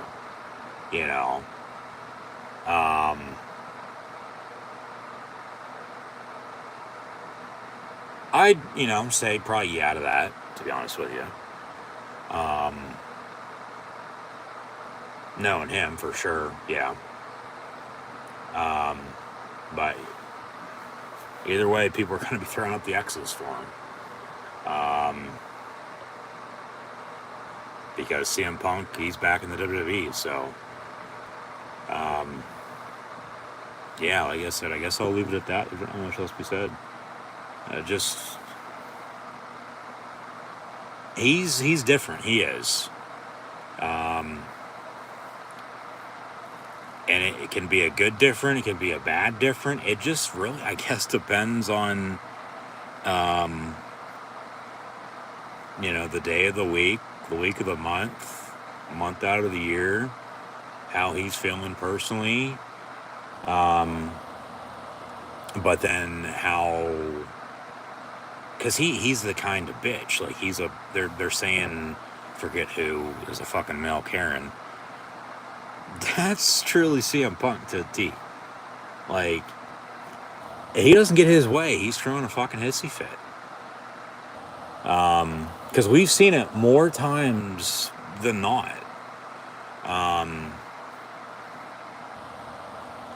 So it's just overall going to be interesting to see how this plays out. I just think that's the main big thing coming out of the return. So we'll see how it goes. We shall see. And that's why we got to watch. Like they have us hooked. Because 1, we were watching it. 2, we saw it happen. 3, we're talking about it. 4, okay. What's next? And that's why we're going to have to tune in and watch and see what does happen with him. So, I guess wish him well. I know it might not sound like I'm really excited about it, but I just know from prior history the way he is. And until otherwise noted, until something changes, that's just not even the mindset, just the way it is. So, yeah, I'll leave it with that. But yeah, let me know in the comments below once again what you thought of WWE Survivor Series WarGames tonight, along with CM Punk's return to the WWE in the comments below. And I'll see everybody when I see you. Thanks for tuning in once again and listening. Be sure to like, follow, and subscribe on social media. Links in the description below.